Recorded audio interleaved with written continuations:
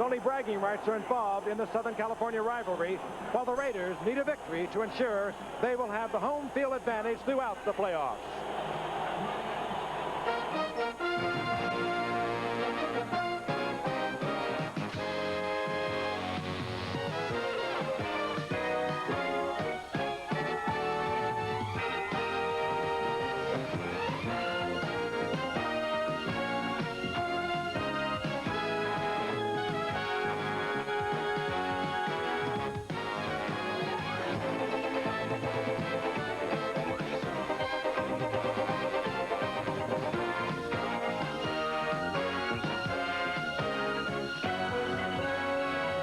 ABC Sports exclusive is brought to you by Budweiser, Beechwood aged for that clean, crisp taste. This Bud's for you. By Nissan, builders of technologically advanced cars and trucks for over 50 years. By Kodak Film, bring America home on Kodacolor VR films. And by Andre Champagne. This holiday season, share the magic of Andre, America's best-loved champagne.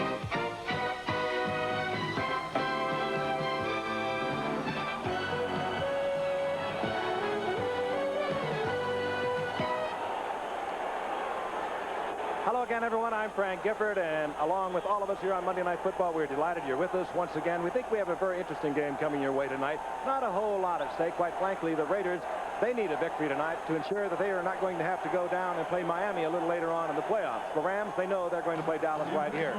You talk to these players, and you don't feel there's any rivalry involved, but underneath you feel that there is some sort of thing going on. The players don't seem to be involved in it. The fans, quite frankly, are. We saw a sign a few moments ago. It said, "Peace on earth and kill the Raiders." So the fans are into it, whether or not the players are or not. I have a feeling that deep down that all of them really want to win this football game. The final game of the season, great players involved. Marcus Allen with his efforts now to become the NFL rushing champion for 85. There's Eric Dickerson. He has a slight hamstring, but we understand he will start. And, of course, two very unusual quarterbacks. And to tell us about the two quarterbacks we'll watch tonight, Joe Namath. And, Frank, they are two unusual quarterbacks. First, let's start with Mark Wilson. You know, when he took over the offense for the Raiders after Jim Plunkett got hurt in the third game of the season, he received a lot of criticism. He's only completing passes at a 48% rate, and when he took over for Jim was throwing at a 68% rate. But there's one thing that's important in statistics, and that's winning and losing. In the 12 games Wilson has started, he's won 10 of them and only lost 2. If Wilson gets hot, these Raiders can win the Super Bowl. On the other hand, Dieter Brock, in his first year of the NFL, has received a lot of criticism. He's too small. He can't throw the ball. Well, I'll tell you something. In the last 4 weeks, he's passed the ball better than any other quarterback in the NFL. And right now, he's second only to Joe Montana in the NFC. And that's pretty good quarterbacking for a first-year man. He's also won the divisional championship. The team that'll win tonight is the team that has the hot quarterback. And now, here's a great running back to tell us about a couple of pretty good running backs. O.J. Simpson. Well, you know, Joe, I agree with you. I think it's the play of the quarterbacks that's going to determine how far these teams are going to go in the playoffs. But it's tough for me to get excited about names like Brock and Wilson when they got names like Dickerson and Allen in the game.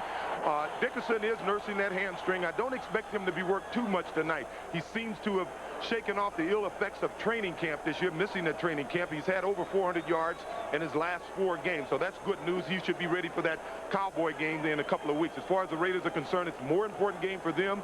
They feel that they're going to eventually play the Miami Dolphins, and they don't want to go to Miami. No one wants to play the Dolphins in Miami. I think just as important as winning this game for them, the teammates of Marcus Allen would love to see him get those 84 yards that he needs to overtake Gerald Riggs and win his first rushing title, as well as the 79 yards he needs to overtake Eric Dickerson's all-time combined yardage record. In any event, it should be well of a football game. So, Gifford, why don't we get them started? All right, Simpson. And a moment ago, it could only happen in Southern California. Of course, they have him on water skis down in Miami. But to get the evening underway, Santa Claus dropped in, hit right on the 40-yard line. You know that Gerald Riggs will be watching tonight. We congratulate him on a great effort no matter how it turns out between Gerald Riggs and Marcus Allen. As we look down on the field, you can see the Raiders will be receiving. Mike Lansford will kick off, and Sam Seal is back there with Fulton Walker, who set the Super Bowl record for returns 3 years ago with the Miami Dolphins. He is now a Raider. Lansford gets it underway. Lansford to Walker. And there's a big opening. And Walker finds the opening down the sidelines out over the 40-yard line before he steps out of bounds, and chased out of bounds there by Nolan Cromwell. So a good return and good field position for Mark Wilson. He gets a final word from head coach Tom Flores and steps into the huddle. And he has been much maligned here in the Southern California area, but the key thing is, and Joe touched on it, he's 12-2 this year as a starter. He does not look all that pretty getting it done, but he gets it done, and that's what gets you into the playoffs, gets you into Super Bowls. A 41-yard return for Bolden Walker. On first down, Wilson will put it up in the air. Fires over the middle, complete to Marcus Allen. Allen is to midfield and in Ram territory near the 49-yard line for a first down, or very close to it, perhaps a half a yard short, as Carl Eckern was there defensively. We'll look at that defensive alignment. We, of course, will see the fourth defensive man in often. We'll see Kevin Green and Gary Jeter in there tonight. There are the secondary. Leroy Irvin on the way to the Pro Bowl for the Rams, and this is his third year as a starter at cornerback. Second down and about a yard. Marcus Allen. Big yardage inside the 35-yard line as Allen is down close to the 32 for a Raider first down. The Rams are fourth against the rush in the NFL. They are 10th against the pass. And on the left side, Charlie Hanna with a big opening for Marcus Allen. And a very nice block by number 27, Frank Hawkins, on Jim Collins. It's a simple dive play, as basic a play as you can run, a straight-ahead power play, and that's the way the Raiders like to play. They'll stay right on top of things for Marcus Allen throughout the evening as he attempts to overtake Gerald Riggs. And, of course, looking for that all-purpose yardage record. First and 10. Wilson is back. A lot of time. Tried to get it to Marcus Allen, and almost intercepting was Gary Green. It's incomplete. Well, that was a bad decision. We were talking about Wilson earlier in the show. He's one of the few quarterbacks that have thrown more interceptions than he has touchdown passes, and that time it was a simple zone defense. The cornerback, Gary Green, fell off the wide receiver, and he's out there waiting along with Marcus for the football. It's a good thing it wasn't intercepted. Wilson, of course, has been around a while, a #1 draft pick in 1980. He has been handed the starting assignment a couple of times previously, and each time Jim Plunkett would come back, rise like the Phoenix, and take the Raiders on to victory. But right now, Plunkett remains on the injured reserve. Second down and 10, and Allen is nailed at the line of scrimmage. Eckern was there. There'll be no gain, and he might have lost a half a yard. Jim Collins also there defensively, and the Rams' defense is a fine defense. So is the Raiders' defense, but boy, they are nothing at all alike. The Rams play a lot of zone. They play pretty much, well, what you would expect a 3-4 team, whereas the Raiders, they move all over the field. It looks sometimes like it's totally out of control, but nevertheless, it is effective and it is under control. We have a third down and 10. Jesse Hester, the rookie from Florida State, up at the top of your screen, the #1 draft pick, having a fine year. Dokie Williams, 85, is split to the right. They are the wide receivers. Wilson tried to sneak it into a crowd to Todd Christensen. Mel Owens was there. Gary Green was there. And what Joe touched on a moment ago, you saw Mark Wilson try to do again. He's trying to stick that ball in there, but I tell you what, he had good pressure on him from Charles DeJournette that time, who got up in his face and he couldn't see very well downfield. But his selection of receivers hasn't been good all season. Well, I tell you one thing about this game. The key to the Raiders is going to be Todd Christensen and Marcus Allen on short passes, and the strength of this Ram defense will be their linebacker. So it should be an interesting matchup. 50-yard attempt for Chris Barr. He's not noted as a long kicker. Got a lot of foot into this one, however. And in doing so, he pulls it off to the left. So the Raiders, open like gangbusters. They have to settle for the missed field goal. We'll be back with the Rams' first possession. On Monday Night Football, the Los Angeles Raiders spotted San Diego a 24-0 lead, but came back to win 28-24 in the greatest comeback victory in the history of the Raiders franchise. By the way, that was also the first home game for the Raiders in Los Angeles. It was really some comeback. The Rams have the ball at their own 32-yard line, the line of scrimmage for the missed attempted field goal by the Raiders. First down and 10. Dieter Brock brings them up, and Eric Dickerson is in the lineup. We don't know how long he'll be there. Concern, of course, for the hamstring of Eric Dickerson. Hunter in motion, and Dieter Brock is back on first down. Fires out in the flat. The attempt is to Tony Hunter. Brad Van Pelt was there. Dieter's a little upset with himself because he threw it behind the receiver. But frankly, I'm surprised to see Eric Dickerson in the game, because if there is concern, they should be resting him for the playoffs. Well, I don't think he'd be there unless he didn't tell the coach that he felt perfectly healthy. I agree with you. I wouldn't work him too much. He's finally seemed to have his rhythm back since missing training camp, but the big game is 2 weeks from tonight, not tonight. There are some things in that offensive line we'd like to tell you about. We will in a moment. 2nd down and 10.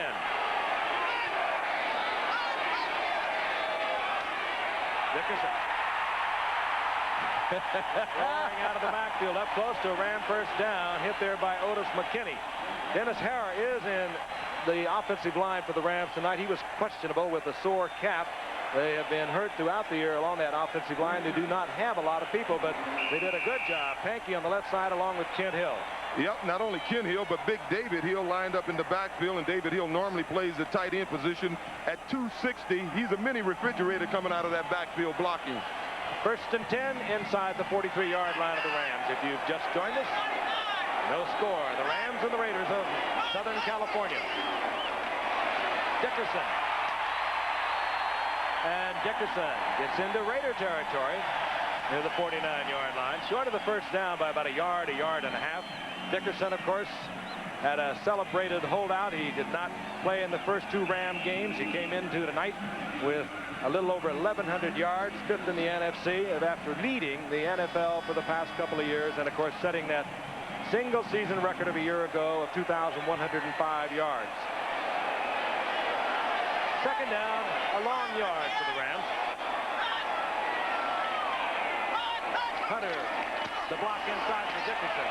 He is nailed and hit by one of the toughest inside linebackers in this game, Matt Millen, number 55. And Dickerson, I feel certain, is short of the first down, although we might get a measurement. That's the defensive line, and if you follow the Raiders at all, you know that Howie Long moves all along that line of scrimmage, pecking and looking, finding the weak opponent on the offensive line, and he'll have a difficult time with the Rams tonight because 4 of that members of that offensive line are headed to the Pro Bowl. And that's one of the reasons Dickerson has been so effective, not only his talent, but the guys on that offensive line. Normally when he gets tackled, he's getting tackled by defensive backs, guys who are smaller than he is. 3rd and a little less than 1.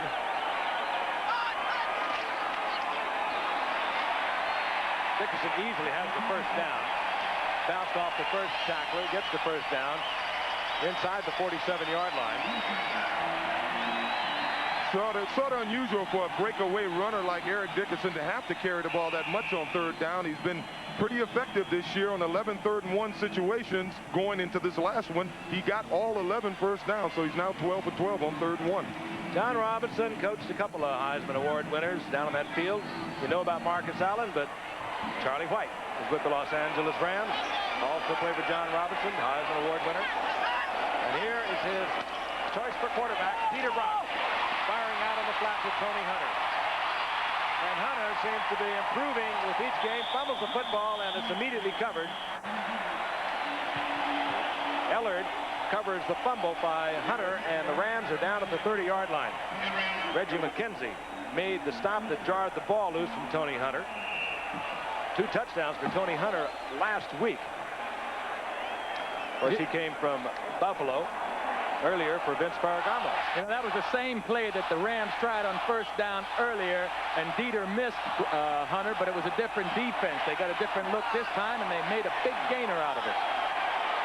1st and 10, the ball inside the Raiders' 30-yard line. Still no score. First quarter from Anaheim.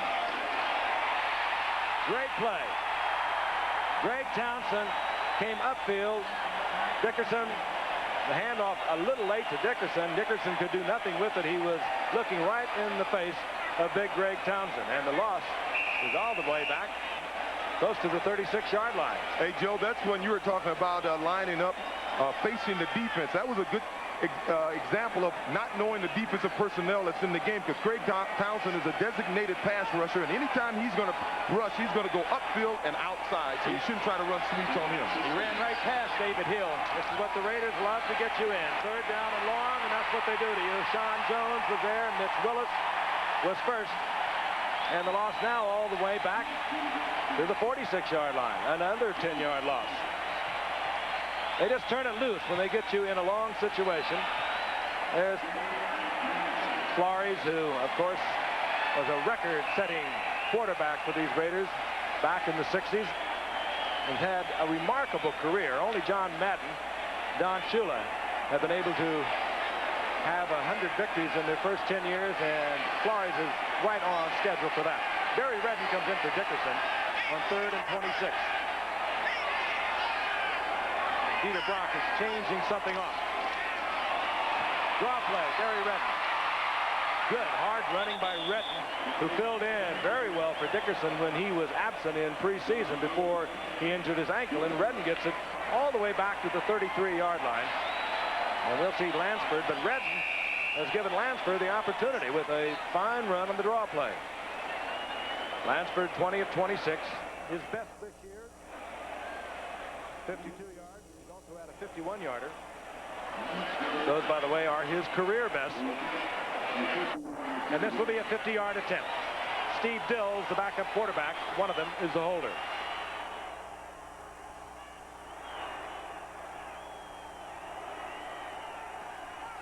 On its way, it'll be short. And it is short. So the Raiders will have the possession at the line of scrimmage. That would be the 33-yard line when we come back to Anaheim. Monitoring Marcus Allen throughout the night. He's rushed for 17 yards. He's had 1 reception for 8 yards. That's what he needs for all the little incidentals he's going for in this spectacular season he's had.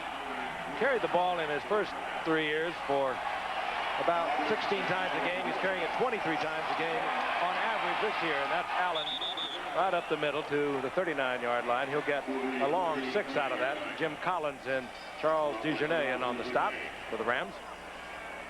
Well, of those records that Marcus is trying to equal or surpass, the toughest one would seem to be tying Walter for consecutive 100-yard games, because this Rams defense has only given up 100 yards to 1 runner this year, Terrell Riggs. Took him 41 tries to get it. 2nd and 4 at the 39-yard line. Play action. Wilson fires out of the flat. Goes out there to Dokie Williams, and Williams will have the first down up at the 48-yard line. Dokie Williams has had quite a year. He just keeps getting better each year. He's now in his 3rd year. Did not play that much at UCLA, more of a track star there, triple jumper and long jumper, but he has 46 receptions into tonight. That was his 47th of the season, and each season he is improved on the last. Both teams moving back and forth in the middle of the field. 1st and 10. Wilson had it into Todd Christensen. It was almost picked off. Mel Owens stepped right in front of it and should have had it. Couldn't hold on to it. Well, you know, when a quarterback gets the feeling that he can throw to a particular receiver almost any time, sometimes he makes a mistake and tries to force it, and that's what I've seen Mark do the last 2 plays. Christensen has a wonderful technique of being able to find the dead spots in the zone, but the Rams know that, and they've tightened up their linebacker zones when Christensen comes into them, and the last 2 have nearly been intercepted. 2nd down and 10. Wilson back once again. Christensen over the middle. Christensen into the night, 78 receptions, looking to become the first player ever to have 3 seasons of 80 receptions or more.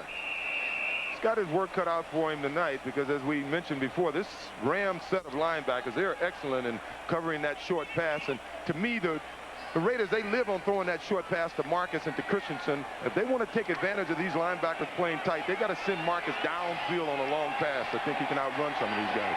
Hester goes left. Dokie Williams right. 3rd down and 4, and Wilson is back again. Wilson stays on his feet. And perhaps a first down. It will depend upon where they mark it. He knew where he had to go. Doug Reed was the first one to get to Wilson, chased him out of the pocket, and it's going to be close enough for the measurement. Both teams, again, are 11 and 4. They have clinched their divisions. The Rams know they're going to play the Cowboys here in a couple of weeks. The Raiders are playing for home field advantage right through the playoffs. They're going to play the winner of the wild card game in the AFC. And they do not want to think about going down and playing the Dolphins down in the Orange Bowl in Miami, where the Dolphins have that great record down there. Although the Raiders have beaten them there in the past. One of the Rams football team, Georgia Frontiere, very close to this team, emotionally involved in them, and got very actively involved in the negotiations with Eric Dickerson, which was resolved just the other day, 2 weeks ago, while we were in San Francisco. There was an extension to Dickerson's contract that will carry him for 4 more years. Meanwhile, the Raiders have a 4th down at about a yard.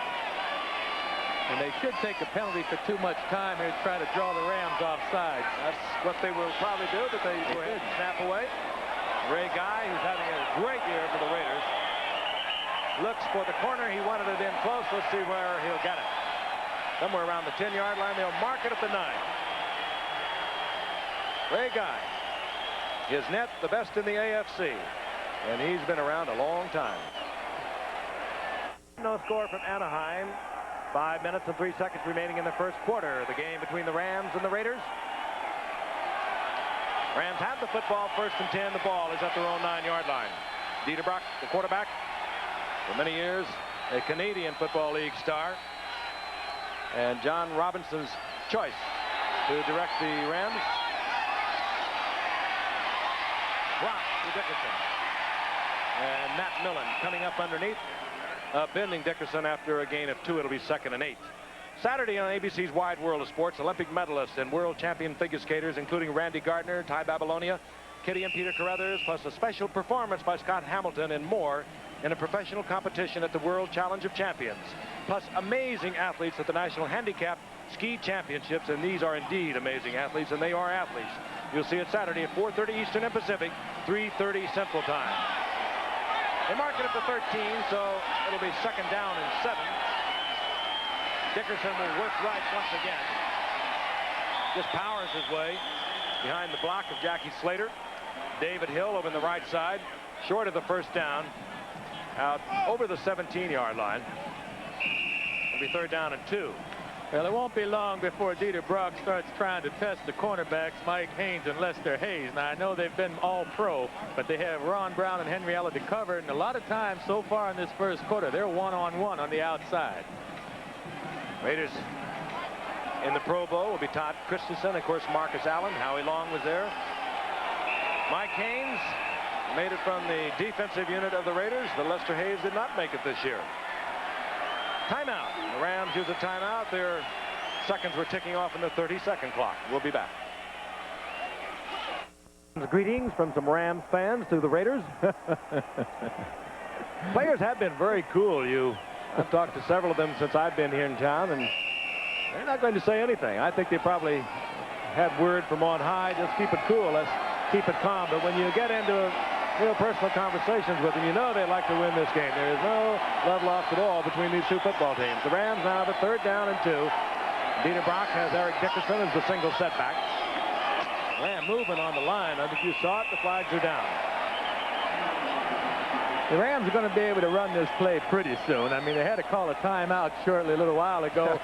They wasted a timeout because either the wrong play was set in, or they didn't have the right personnel, and here they foul up the snap count. It's really not an indication of a quality left guard playoff team, these last 2 plays that the Rams have had. No one ever said they were pretty, but they are here. There's Jim Plunkett, and of course Jim Garner, who is a great Raiders fan, always on that bench. He wears more than Flores, I think. Which is Garner? Hey, I'm telling you, Jim is beginning to look as old as Gardner. Oh, he got a little round too, didn't he? 3rd down and 7 now for the Rams. They're back to their own 12-yard line. Plunkett, by the way, could come off of the IR very shortly. Dieter Brock could go on if he gets hit many times like that by Greg Townsend. Oh, he was pounded from the blind side. Gets to his feet, but the loss is all the way back now to the 2-yard line. And he wasn't by himself because Howie Long ran right over his blocker, and then he ran right over Dickerson. Watch Eric Dickerson on his side trying to block Howie. Ouch. that does smart. Yeah. More than that, it shortens things up for Dale Hatcher, who's having a great year. He'll be the Pro Bowl punter, but he's got a job right now because he can't take his ordinary drop. They cannot put people on the outside. Consequently, Fulton Walker should get good field position for the Raiders. He'll have a good opportunity to bring it back. The wide receivers couldn't come down.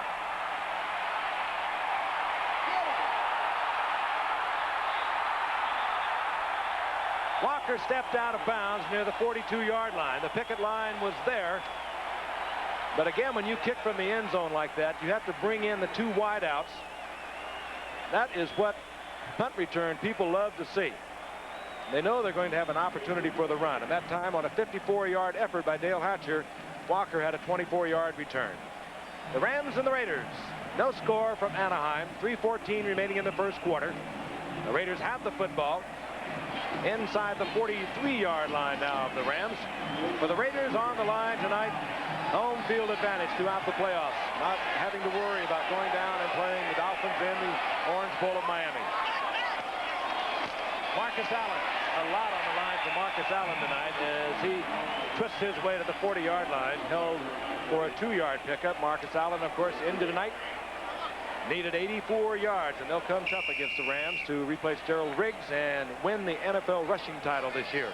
It's quite an interesting contrast to watch the Rams run the ball because they have such a educated running game and speed up front with guys like Kent Hill, opposed to watching the Raiders run the ball because all their linemen are essentially tackles and all they do is run straight ahead power stuff. Second down and 8. Draw play, Allen slips a tackle. Got away from Eckern at the line of scrimmage and is upfield until he's hit by Wilcher, short of the first down, around the 34-yard line. They'll mark it closer to the 33, so it will be about a yard short. Marcus Allen has been great at this game wherever he's played. A former quarterback at San Diego High School, Heisman Award winner at USC. Over 2,300 yards as a senior at USC. Lines up in the I formation, third down and about a yard.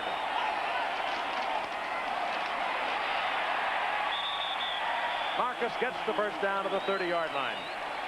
And the only time Marcus has an advantage in running the football is on third short situations because both of those guards, Charlie Hanna and Mickey Marvin, and even Kurt Marsh when he comes in, which he normally does late in the game, all these guys were college tackles. They don't pull that well, but on power plays like that, they're at their best.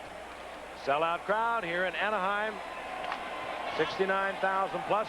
A lot of them late arriving because this is freeway logjam time out here. Nothing seems to move. Christmas shopping and all that. But it is just about filled up. On first down, Wilson is back. Marcus Allen tries to use a move and slip inside. Nailed there at the 25-yard line by Jim Collins. He'll get 5 out of it. It'll be second down and 5. Well, I think Mark is getting into the flow of the game right now. He checked the left side that time, wanted to hit a receiver, came back to his right side for his flanker. Way on the right sideline, was covered and dumped it off to Marcus Allen. He actually threw the ball to his third choice that time and got a good gainer.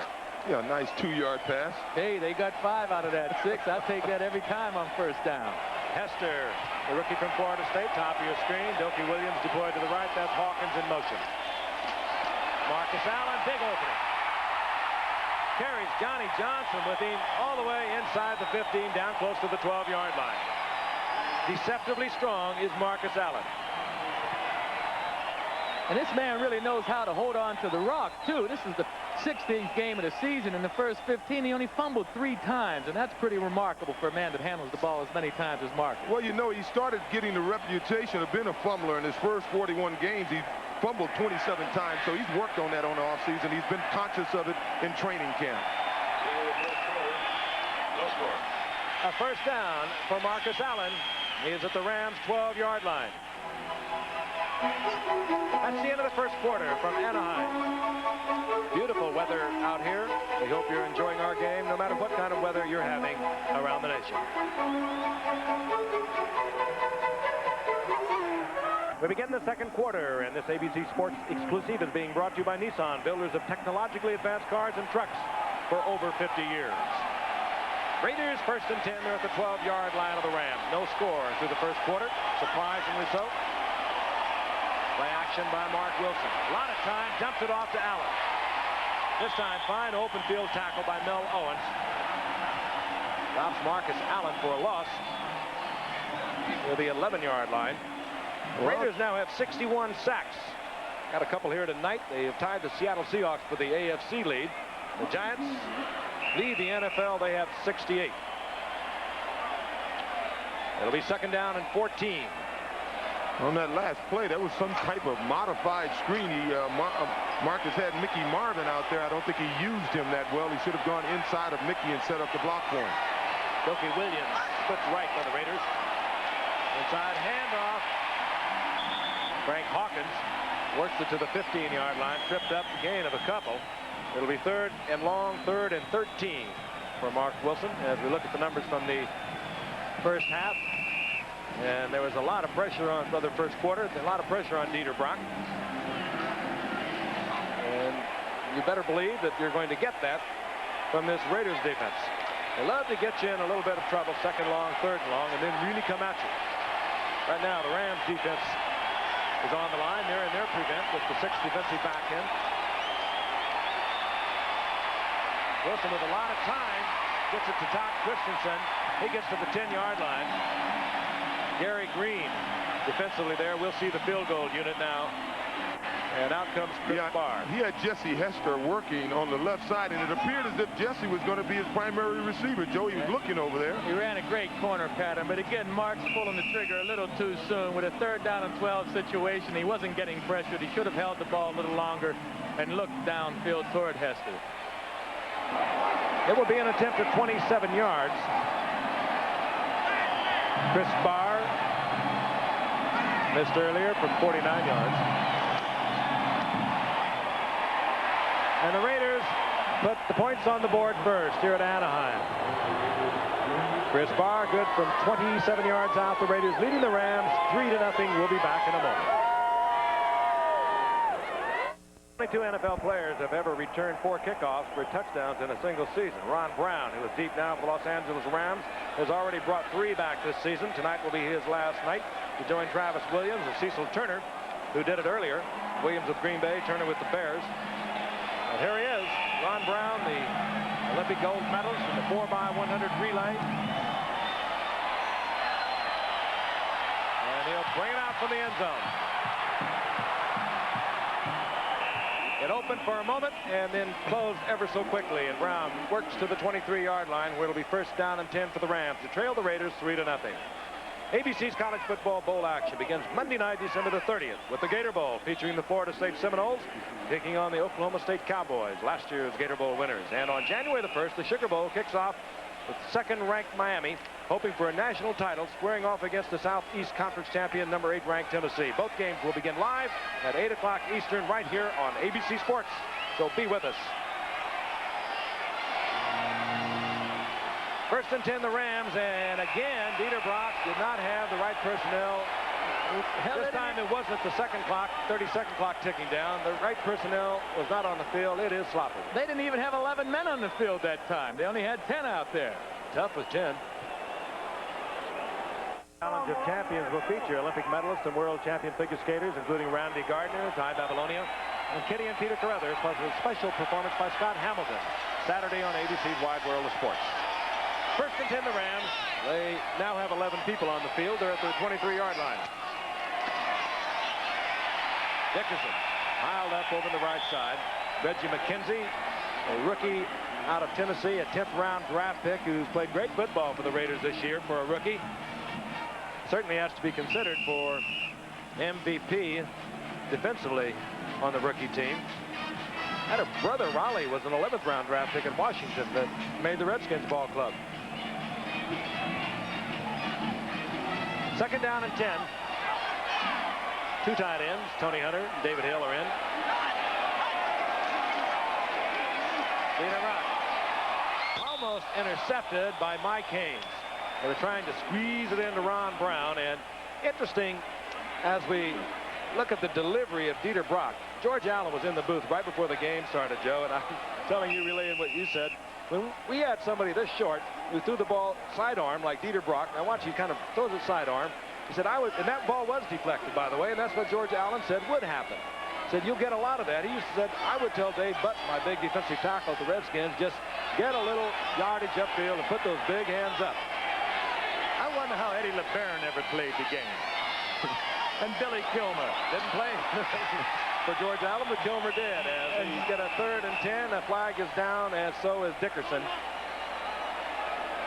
Out at the 24-yard line, but a flag is down, and it's downfield. Well, it looked like one of the Raiders jumped off sides on the left. He got back, but Stacy Turan started moving on the right, and I don't think he got back. The odd couple, Donnie Osmond and Lyle Alzado. Boy, that is the real odd couple there. Alzado, of course, hotter than that. Recovering from a ruptured Achilles tendon. There's some great football for a decade and a half, this man. So it'll be 3rd down and 5 now. Barry Redden is the setback. And they're behind Dieter Brock.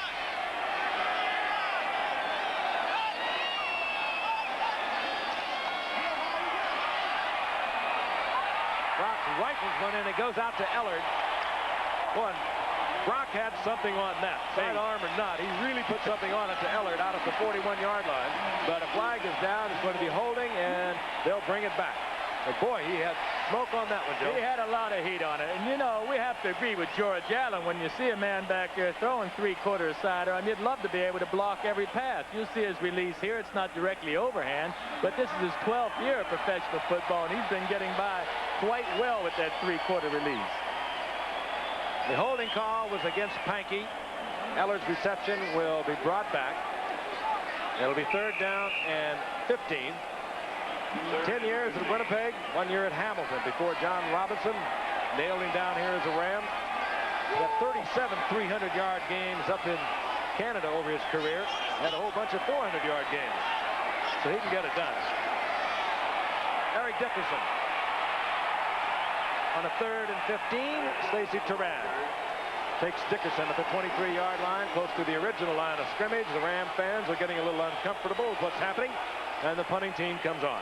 Well, the football games are usually won and lost in the pits. I'm talking offensive and defensive line play. Right now, the Raiders are just flat whipping the offensive line of the Rams. The Rams haven't been able to pass protect for Dieter Brock, and they haven't been able to run the football successfully. A little bit of a haze tonight, a little bit of a fog, but it's been beautiful weather here in Southern California as Dale Hatcher nails one up high. Having a superb year is Dale Hatcher. This is Colton Walker. Walker down at the 33-yard line. But again, I know the weather very severe around the country. Look at it one way. This is our final telecast, and I'm going to be looking for me a mountain to slide down somewhere. Sun Valley, Colorado, back in the east somewhere. I don't even know how you can refer to this as fog after what we went through in Seattle a few days ago. I'll go for that. Now, that was fog. Those people get my vote as the toughest citizens in the country. They still have it up there. We really feel for them. They're wonderful people, great football fans. 1st and 10, the Raiders. They lead 3-0 over the Rams. Wilson. Hester is there. Jesse Hester beat Leroy Irvin. And a beautiful pass by Wilson. He had it right on stride as the rookie from Florida State reached out, pulled it down, was dragged down by Irvin, but not until he was inside the 10. It'll be 1st down, goal to go. And Joe, he couldn't throw this any better. And Leroy Irvin knew he was beaten. He actually committed a foul down here. Right there, you see him committing the foul, but the ball was still out in front. Beautifully thrown pass, and Hester can flat get it. He just simply runs an outside go pattern. He will get bumped late again by Leroy, who's a pretty smart cornerback. You see him right here trying to hold him. He knows he's beaten. And Mark is strong enough to get the ball out in front. 1-on-1, the quarterback gets a lot of time to throw the ball. He throws it perfectly. You're going to beat any cornerback. 1st down, goal to go. Marcus Allen down to the 3-yard line, make it the 2 as Carl Eckern made the stop for the Rams. Marcus Allen continues to rumble. He has been the offense. When Jim Plunkett went down in that 3rd game, things changed dramatically with this football team. I mentioned earlier that Allen had been carrying the ball 16 or 17 times. in each of his previous 3 years per game. He's up over 23 carries per game. I'll tell you one thing, Frank Hawkins, the fullback, number 27 for the Raiders, and the 2 inside backers for the Rams, Jim Collins and Carl Eckern. It was Eckern on the last play. They may be going on a honeymoon together after this game is over, because they're really kissing each other on these inside running games. I mean, they are really tagging one another. And that's from Hawkins. Believe me, they just hit each other. Sent off the field by the official. He didn't want to come off, and the official saw the blood and sent him off. It's second down, goal to go. Hawkins, he's nailed right at the line of scrimmage. It'll be third down, goal to go. There's the drawing board. Tom Flores going back to it. That's Rusty Hilger, the rookie quarterback out of Oklahoma State. And 3 tight ends remain in. And there is actually a loss of about a yard on that play. We could see Wilson with some kind of a rollout.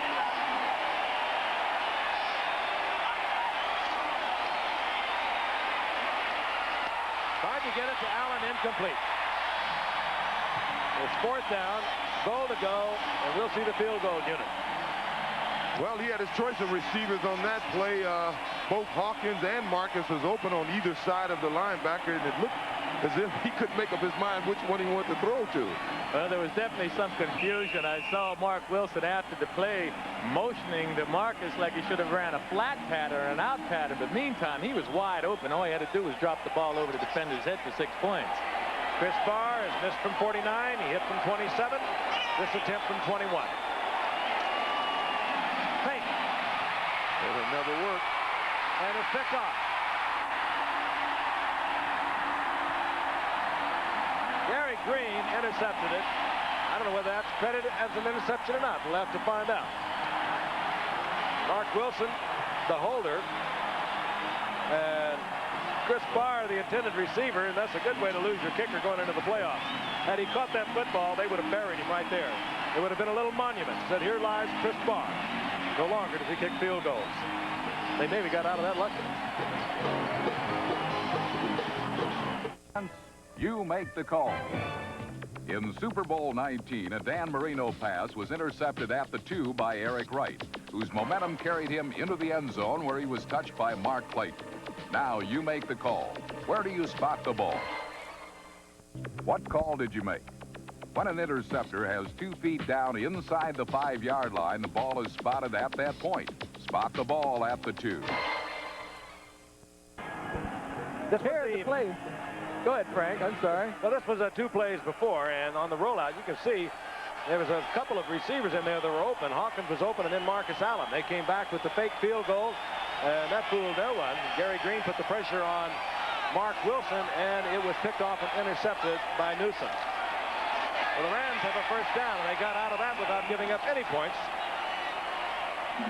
Dickerson works for a yard. It's second down and 9, but this game is being dominated thus far by the Raiders. Now let's go back and pick up the fake field goal. And I don't think there's any question it was a fake. Chris Barr, of course, the kicker. He doesn't even make the approach at it. I don't know whether it was or not. Maybe Chris Barr saw something we didn't see. Marcus. It looked for a moment like Wilson was going to try a lateral to him. We'll try and find out from the bench if that was a fake or whether it just was something Chris Barr did extemporaneously. Second down, here's Dickerson. Dickerson to the 10-yard line. Boy, if the Rams had an option pass, or they should run a play-action pass or something, because on every play it appears as if the Raiders are bringing up their defensive backs, especially their safeties. Mike Davis is back playing again after missing about 5 weeks with injury, and on the first 2 plays, he's just, when the ball was snapped, he just came across the line of scrimmage. And that means they have one-on-one on the outside with Ron Brown and Henry Allen, and why they're not throwing the football to those wide receivers deep, I don't know. Third down and 7. Brock, a lot of pressure. Down once again at the 1-yard line. Greg Townsend was in on Dieter Brock, and he had a lot of friends with him. I think that's the reason why he's not throwing the football deep. Well, it's hard to believe they can't give him any time. They got 4 offensive linemen, as Frank said earlier, who are going to the Pro Bowl. Out comes Hatcher. He'll be kicking once again from the end zone, and Fulton Walker will align himself up at just about midfield. And again, the Rams will not be able to send those two wide men down. They pull in tight because they can't take the depth that they'd like to for the punter. But Hatcher nails another beauty. Walker at the 44-yard line of the Raiders. Puts it back to the 46-yard line where it'll be first down, and good field position once again for the Raiders. They lead 3-0. 6:38 remaining in the first half from Anaheim, and we're going to pause 5 seconds and allow our stations to identify themselves. This is Channel 7, KABC-TV, Los Angeles. From Anaheim, California, Frank Gifford along with Joe Namath, O.J. Simpson, watching the battle for Southern California supremacy in the NFL. The Rams of Anaheim, the Raiders of Los Angeles. The Raiders lead 3-0, and they are dominating the Rams here in the first half. They just have not put the points up on the scoreboard. They had what appeared to be a fake field goal missed by a short while ago. They send Marcus Allen on 1st and 10 down to the 42-yard line for a gain of 3. It'll be 2nd down and 7. But again, on the line for the Raiders tonight, an opportunity with a victory to secure home field advantage throughout the playoffs should they travel all the way to the Super Bowl. They don't have to think if they win tonight about going down and meeting the Dolphins in Miami. The Rams have already secured their first playoff game here against the Dallas Cowboys. 2nd down, 7.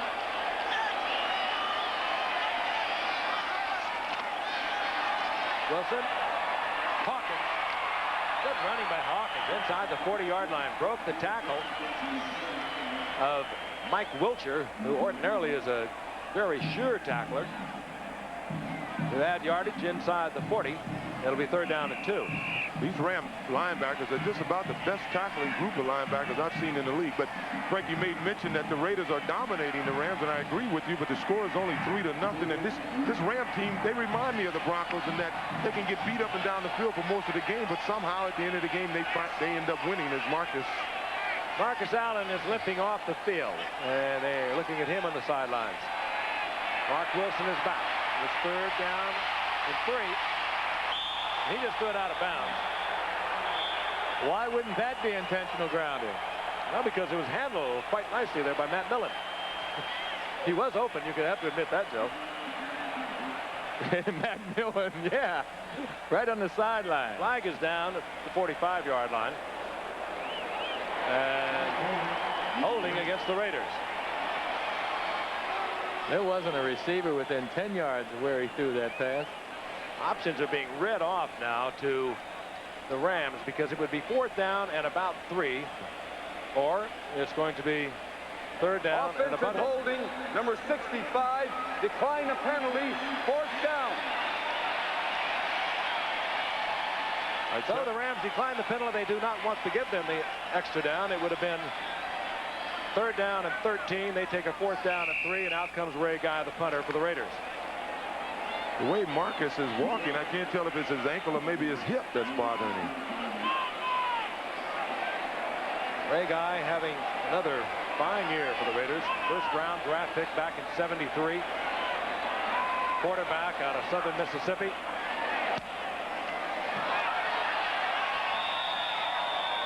Got another one on the way. 4-yard line. He was 3rd in the NFL in getting it out of bounds inside the 20. The Rams, Dale Hatcher, ended tonight with 2nd in the NFL. Buffalo's John Kidd was leading the NFL and set an NFL record kicking the ball this season out of bounds inside the 20. He had 33 into tonight. Referee tonight is Ben Dreith. Been very quiet for them this evening. Rams once again deep in their own territory. 1st down and 10.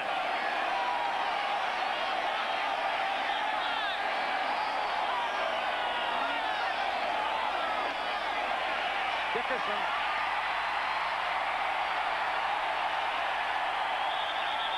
Reggie McKenzie was there first. At 4 or 5 Raiders took Dickerson all the way back close to the 5-yard line, but he had a gain of about 9. About 4 backs in football could have gotten yards out of that situation. Doesn't look like there's anything wrong with his leg now. That was some mighty fine running. His old buddy Craig James from his SMU days had quite a year for the New England Patriots. We'll take a look at him at halftime. Well over 1,000 yards. Second down and less than a yard for the Rams. 4:20 and the clock is moving, remaining in the first half. This is Dickerson. That'll be close to the first down. I think he has it. He is tripped up by Howie Long. Might have to have the measure. No, the first down is indicated.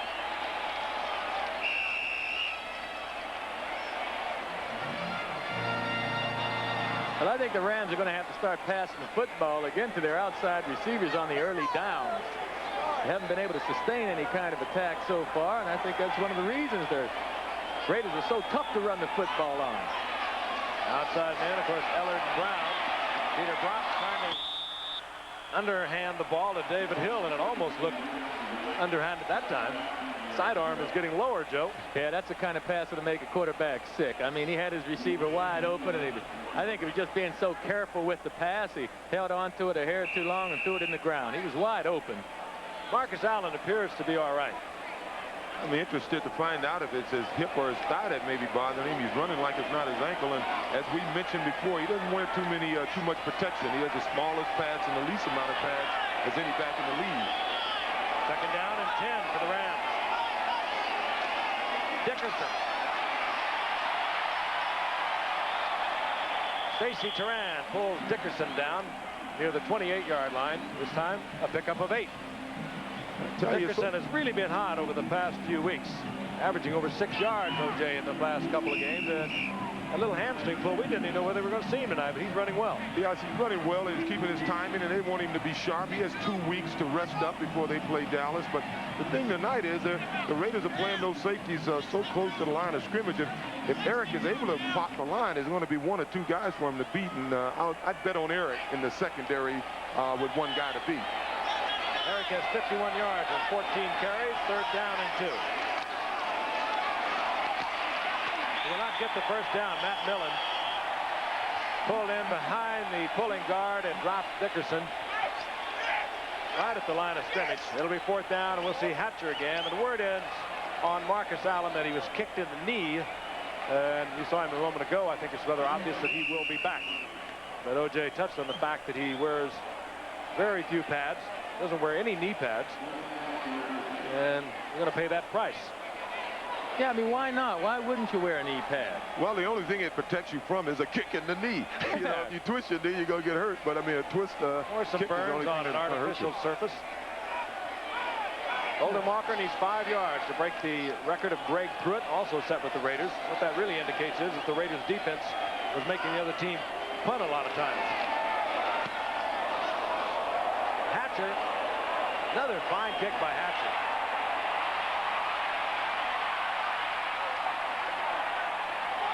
Ball is loose and covered. The Raiders do cover it. It's still loose, but they have blown the whistle. The Rams get it back. I tell you, the Rams are like Denver Broncos. They can do it with mirrors.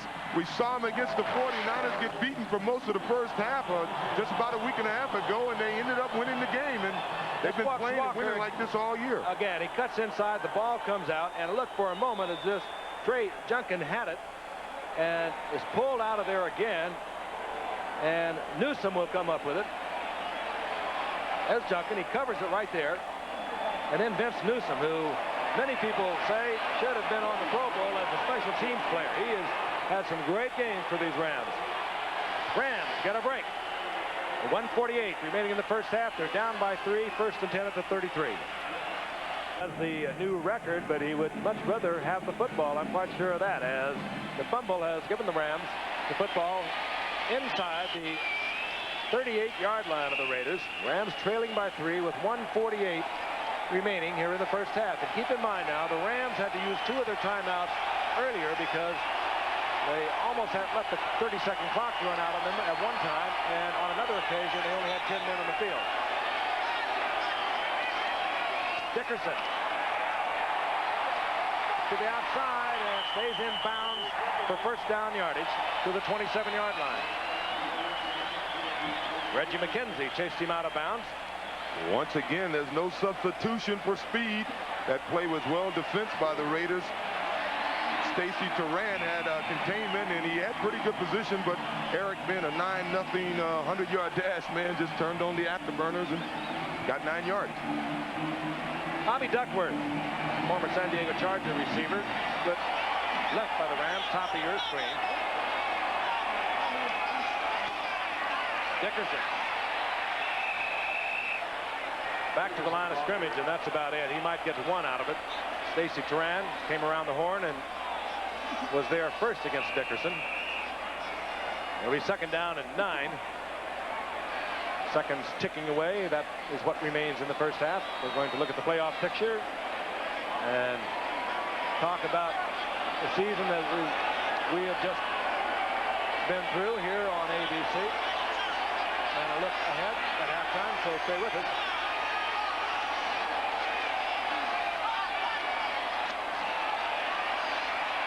Second and 9. Rock looking into the end zone, trying to get the ball to Duckworth. Overthrown and incomplete, and Duckworth was well covered. So it'll be third down and 9. Clock stopped with 58 seconds. You know, you got to feel for Fulton Walker.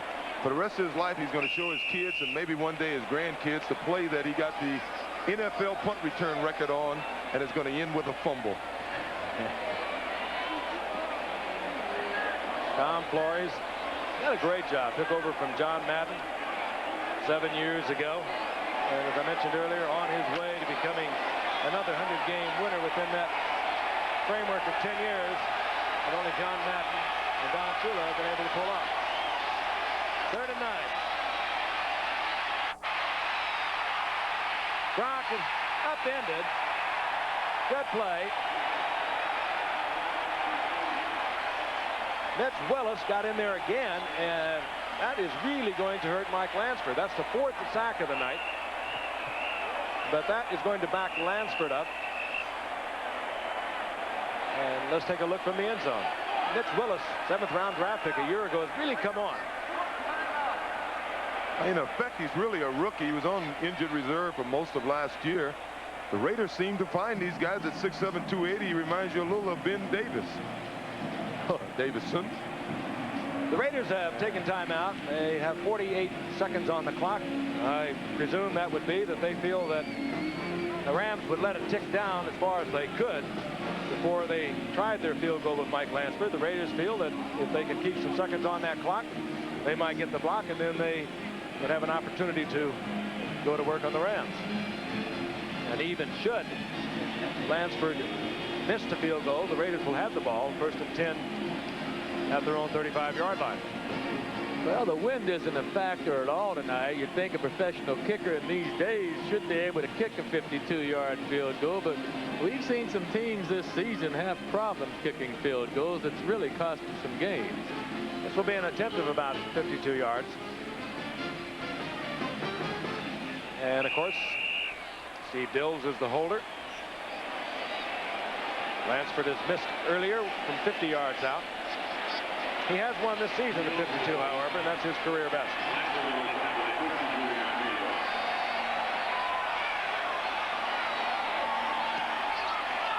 On its way.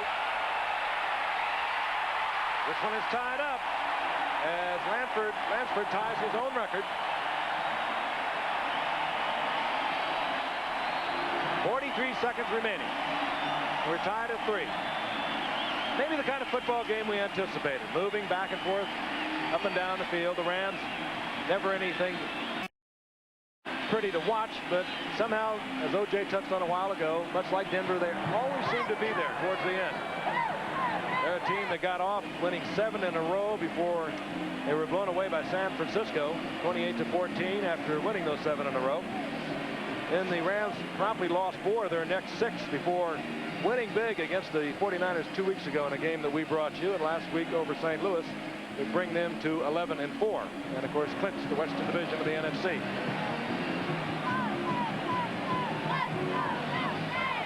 Ram cheerleaders as we are set to go. Lansford the kickoff. Bolton Walker back out there for the Raiders along with Sam Seal. The Raiders 23-3-1 on Monday Night Football. That is truly remarkable over the years. They have 2 timeouts remaining. Sam Seal from the 1-yard line.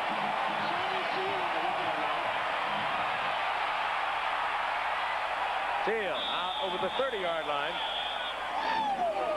Driven out of bounds there by Nolan Cromwell.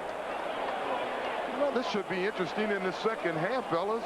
Both of these teams consider themselves quite macho. The Rams' philosophy is to wear you down running the football and take advantage in the fourth quarter. And we know the Raiders historically are a team that likes to beat on you and beat you in the fourth quarter. So we'll find out who's the most macho. And right now, I'm not too sure I'd be very risky with the ball. The way Mark Wilson's been throwing, with the exception of that one long bomb, I think they'd be pressing their luck to be trying to open up the attack right now. 1st and 10, the ball near the Raiders' 34-yard line. Wilson underneath. Incomplete to Marcus Allen. 31 seconds remaining in the half. Marcus does appear to be all right. Concern of getting that knee bumped, and he continues to play with it. It could develop into some swelling. Needs 13 total yards from scrimmage to break the record set by Eric Dickerson of a year ago. We were there on the night he did that. 2nd and 10. Wilson. This time it's Marcus Allen who holds on. It's out over the 40-yard line to the 41. It's a gain of about 7. Irvin made the stop. Raiders have called timeout. Well, we have a moment. Let's go back and take a look at what happened yesterday in Kansas City. And speaking of records, there was one there. How about Stephon Page? Jim Benton's record of 303 yards set in 1945 with the Cleveland Rams has stood for years and years. And yesterday, Todd Blackledge tied up with Stephon Page. 309 receiving yards for the day. What an incredible day. Lionel James was also there, and the little train had himself quite a day. He set a new NFL record. Terry Metcalf back in 1975 had 2,464 all-purpose yards. Yesterday, the little train broke that record. Lionel James now 2,535 combined yards, as he had 241 yesterday against Kansas City. Our congratulations to both of them. And to Ken O'Brien of the Jets. He is the NFL passing champion for 1985. 3rd down and 3 for the Raiders. 18 seconds. Christensen is open, and does he hold on? Christensen to the 34-yard line, and he took quite a shot. What's going to be interesting is that the ball went up in the air. He definitely let it go, but I don't know if it ever touched the ground. May have fell right back down on his chest. We can see from the reverse angle. I think he went down. The ball fell right on his chest. Wilson got it in there. Christensen had to know he was going to really get hit. Anytime you're in that kind of a position, I'll tell you, that's a great effort. Oh, it's still there. It looks even more dramatic in slow motion. 25-yard pickup. I've seen him do that several times, many times in the end zone. That's great concentration. The Raiders now are out of timeouts. They have 8 seconds on the clock. And Chris Barr would be their field goal kicker. But I don't think we'll see him. Yes, here he comes. Well, on his first attempt, Frank, he had plenty of distance, even though he missed it to the left. Well, he has a career best of 55 yards, does Chris Barr, but that goes all the way back to 1979 when he was with Cincinnati. He will give it a try. It will be officially 51 yards.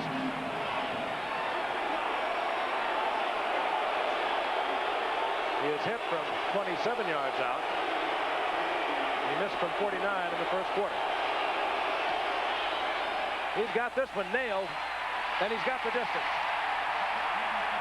So Chris Barr, with 3 seconds remaining in the half, unties this game. The Raiders take the lead once again.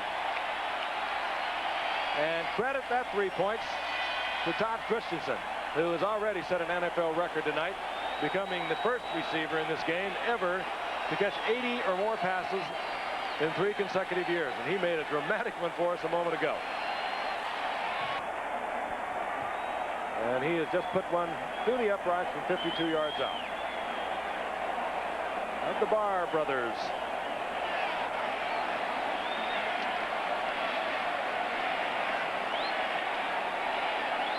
Interesting crowd here tonight. It's almost equally split in terms of who they appear to be cheering for, the Raiders or the Rams. And it is the Rams' home field, of course. Here we go. Ron Brown is deep. They'll not give him an opportunity. And bringing it out is Sean Miller as time runs out here in the first half. No touchdowns involved. Raiders, with a pair of field goals, lead the Los Angeles Rams 6-3. We'll be back with our halftime highlights. We'll take a look ahead at the playoffs and talk about what we have covered for you this year when we return.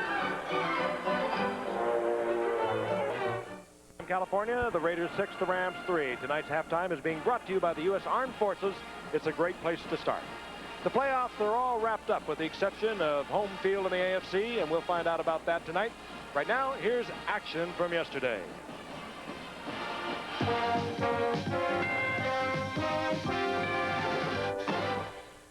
The Miami Dolphins have an unbelievable winning record at the Orange Bowl, and yesterday with the Buffalo Bills in town, the Dolphins were looking for yet another AFC Eastern Division title. Dan Marino is back on full stride, 30 touchdowns for the season. On this play, he looks for his big tight end, Bruce Hardy, who one-hands it at the goal line, a 19-yard touchdown. Miami out in front, 7-0. One of Marino's 2 marks, Duper, was ejected from yesterday's game, but there was still Clayton. And with the score still 7-0 in the second quarter, Marino is back and looking for Clayton. Clayton is there, and he spins back inside for a 23-yard pickup. That set up yet another first-half touchdown, and another touchdown pass for Dan Marino. Again, he's looking for Bruce Hardy. Out in the flat from 5 yards out, Hardy takes it in. Miami with a 14-0 lead. That was only in the first half. They went on to defeat Buffalo 28-0. The Dolphins finish at 12-4. They take a week off, and they meet the Cleveland Browns January the 4th.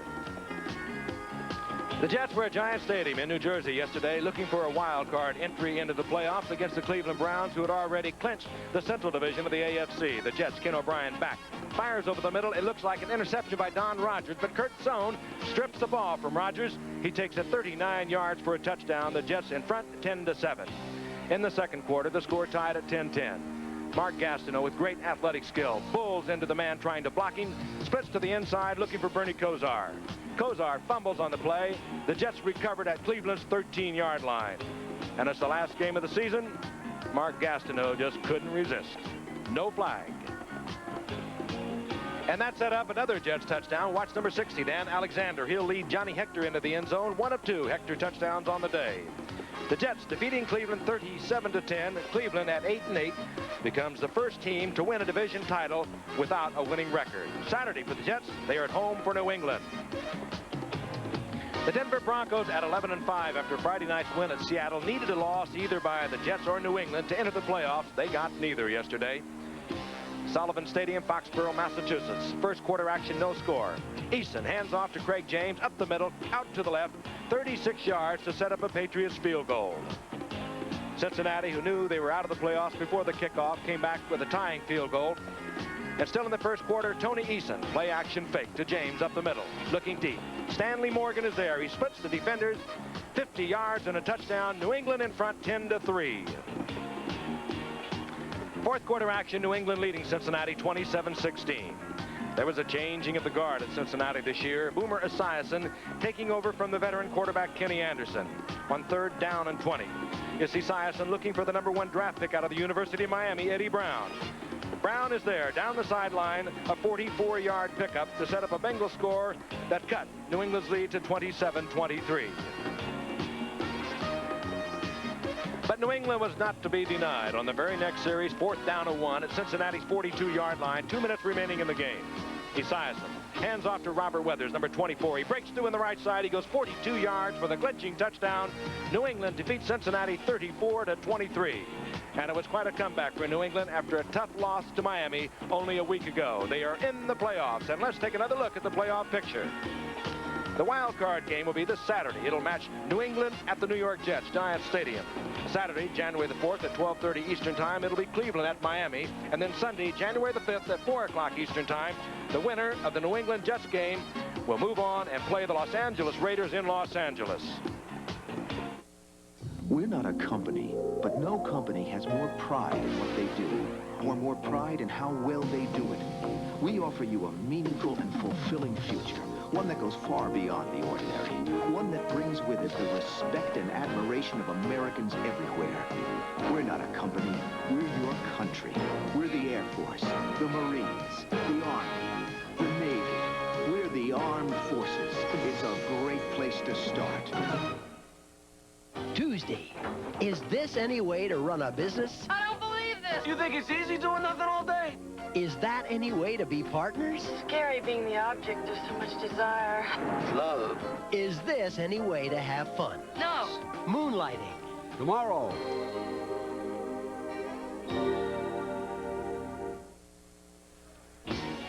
Candlestick Park in San Francisco. Yesterday, the defending Super Bowl champion 49ers had to have a win over the Dallas Cowboys or they would be out of the playoffs.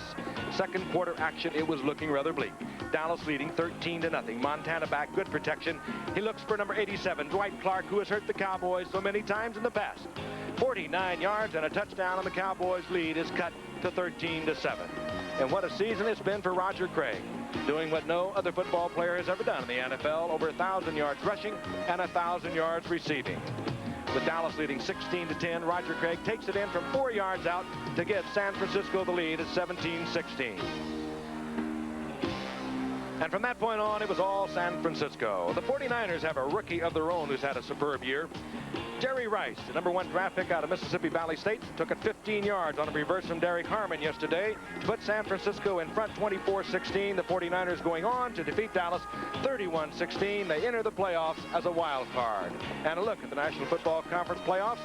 This Sunday, the wild card game will be San Francisco at the New York Giants, and that will be a chilly one. Saturday, January the 4th at 4 o'clock Eastern Time, it'll be Dallas at the Los Angeles Rams.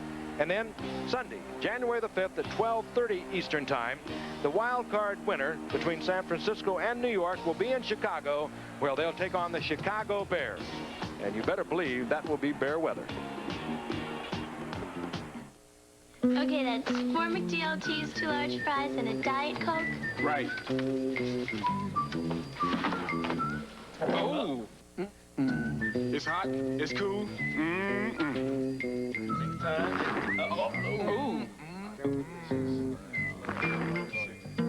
Don't worry, I'll clean up. McDonald's, where the refrigerator stocks up. Oh, right over there? Oh, pretty.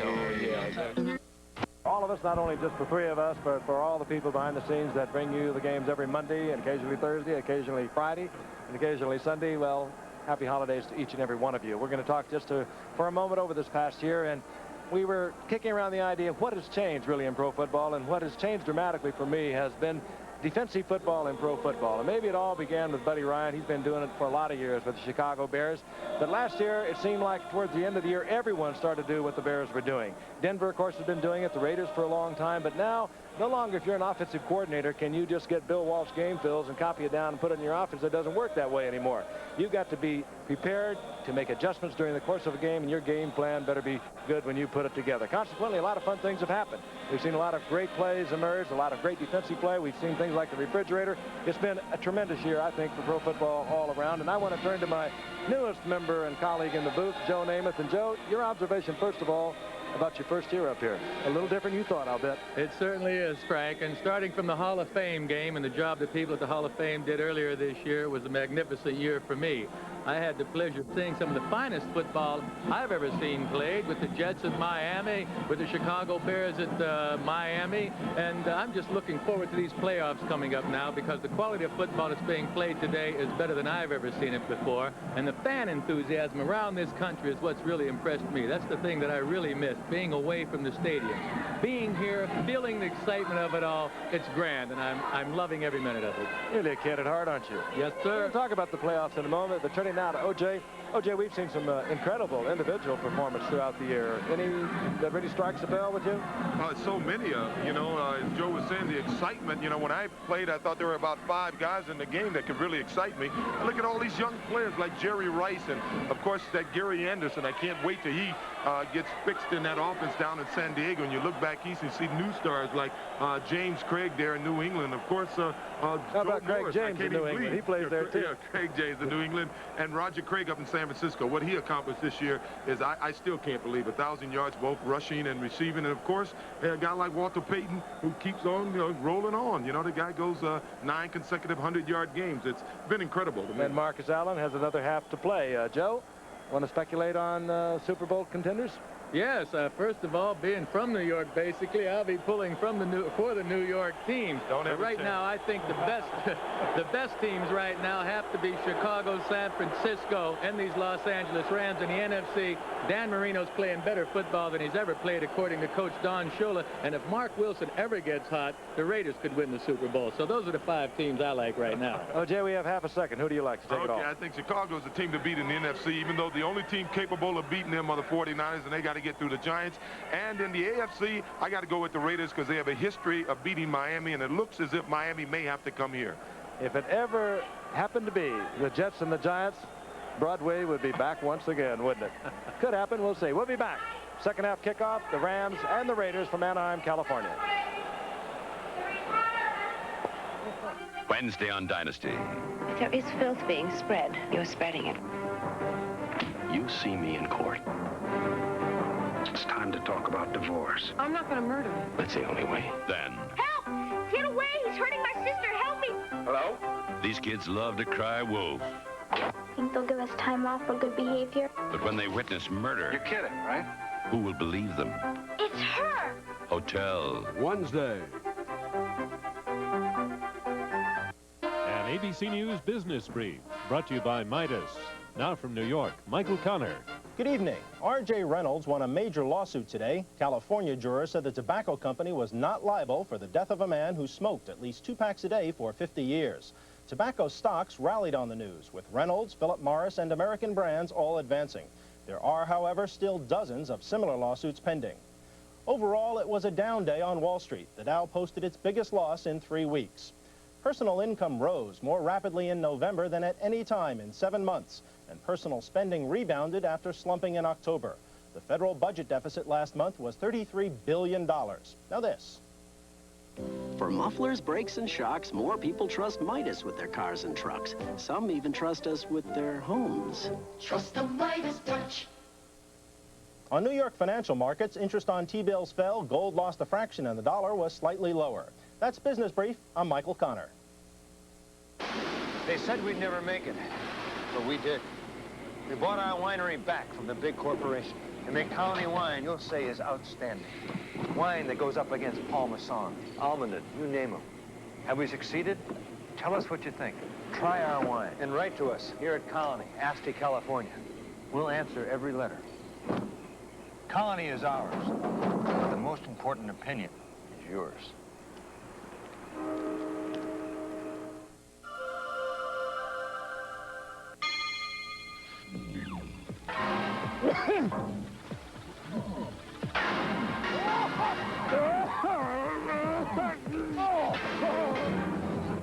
Now at Federated, Sony headphones at Federated. Many to choose from at Federated, as low as $947 at Federated.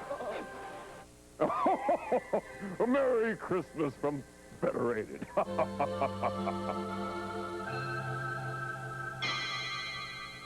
America's Test Pilots, this week at 4.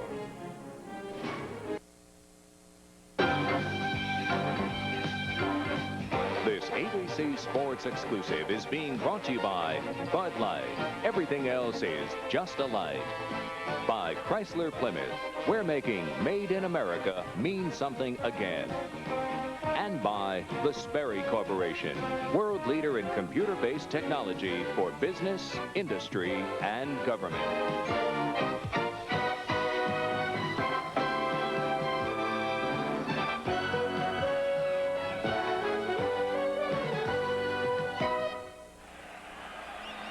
We're back in Anaheim, the Raiders and the Rams. The Raiders leading the Rams at halftime 6-3. We're set to get underway here in the second half. We hope you are enjoying us around the nation. Your Christmas shopping hopefully all completed. Sit back, put your feet up in front of the fire, and look forward to what I think is going to be a really hard-hitting second half. No touchdowns throughout the entire first half. Ron Brown is deep. The dangerous return man, of course, from the Rams, looking for his fourth touchdown return. This is Brown from the 12-yard line. And good running by Brown out to the 30-yard line. Never had an opportunity to break it in. A few moments ago at halftime, they retired the jersey of this man, Jack Youngblood, who for 14 years was a standout defensive end, many times a Pro Bowl participant over the years, and one of the great football players ever to play the game. You just have to think, Joe, that 5 years, certainly Canton, Ohio for Jack Youngblood.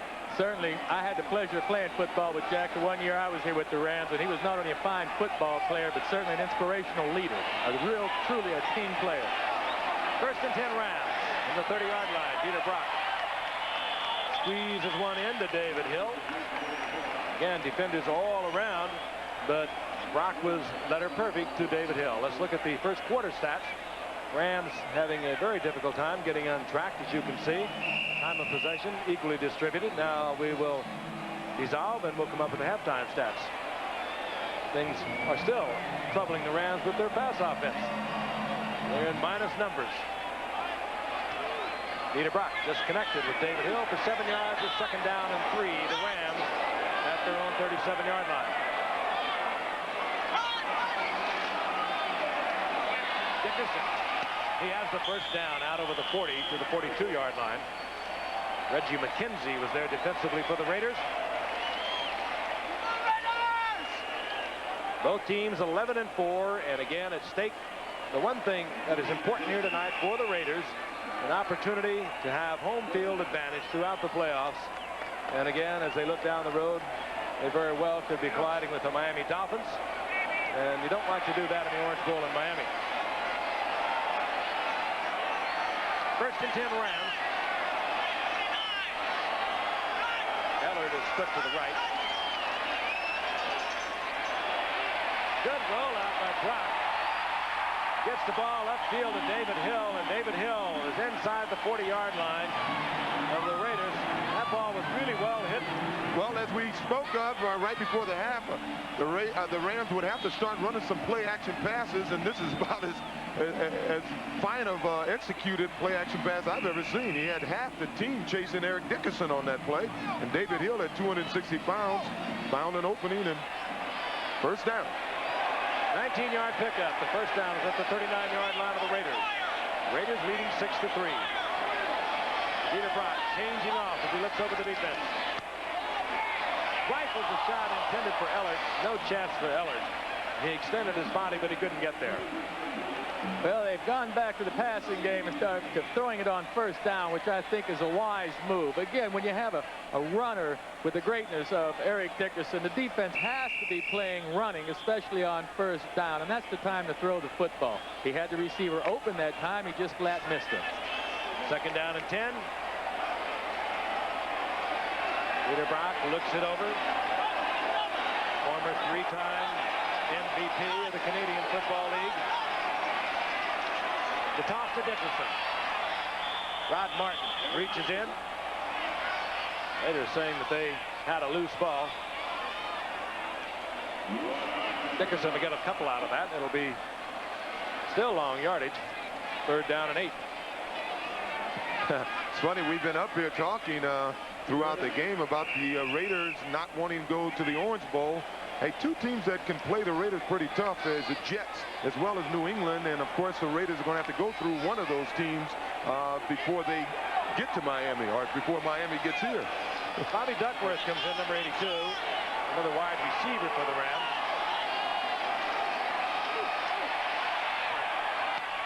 Peter Brock tried to get the ball to Duckworth. Incomplete. Brock feeling a little bit of pressure, although his offensive line had formed a good pocket for him. Well, will we see the field goal kicker or Dale Hatcher? And it'll be Dale Hatcher. Punting unit comes on for the Rams. It would have been a field goal of a temp of about 53 yards. Dale Hatcher has had a phenomenal year getting the ball out inside the 20-yard line. As a matter of fact, he's had a great year. He's on his way to the Pro Bowl. His 38-yard net average topped the league into tonight.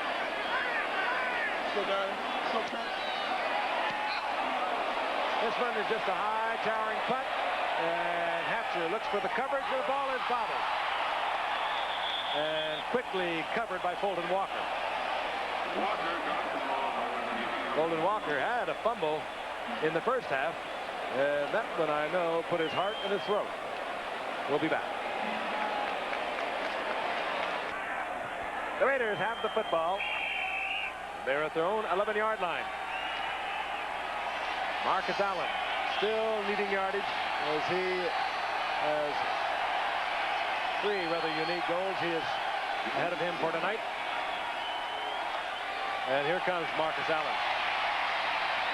Back inside. Maybe a yard, and that'll be all.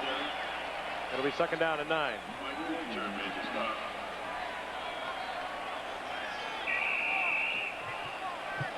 Tom Flores in his 7th year. First 6 years he took Raider teams to the Super Bowl. After the season of 80 in his 2nd year, defeated the Eagles in the Super Bowl 18 over Washington after the 83 season. Remarkable record for such a young coach. 3rd and 8. By the 2nd and 8. And Hester was bobbling the ball, incomplete. Now it'll be 3rd and 8. Well, that's the time the Rams happen to have the right defense on for the right play. Mark Wilson appeared to have all the time in the world that time, and that was because he pulled the Ram rushing line by rolling out to his right. But meantime, the Ram defense had a loose zone on, and he just couldn't find anyone open. Dokey Williams went deep. He split the seam, and he was well covered, so he tried to get it to Hester, and just too late and out of bounds. Good defensive coverage by the Rams that last play.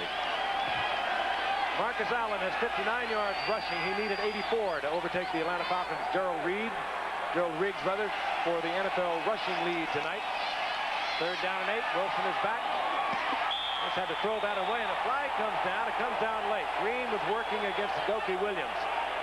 Well, Green ran into Dokey Williams, but it didn't appear as if that pass could have been caught anyway. That's what they're discussing, I think, at the moment, whether or not that pass was even catchable. Flag did go down by one official, and immediately one of the other officials got in there and wanted to talk it over. Wilson, you threw a horrible pass. I wouldn't come over and argue. Would not be caught.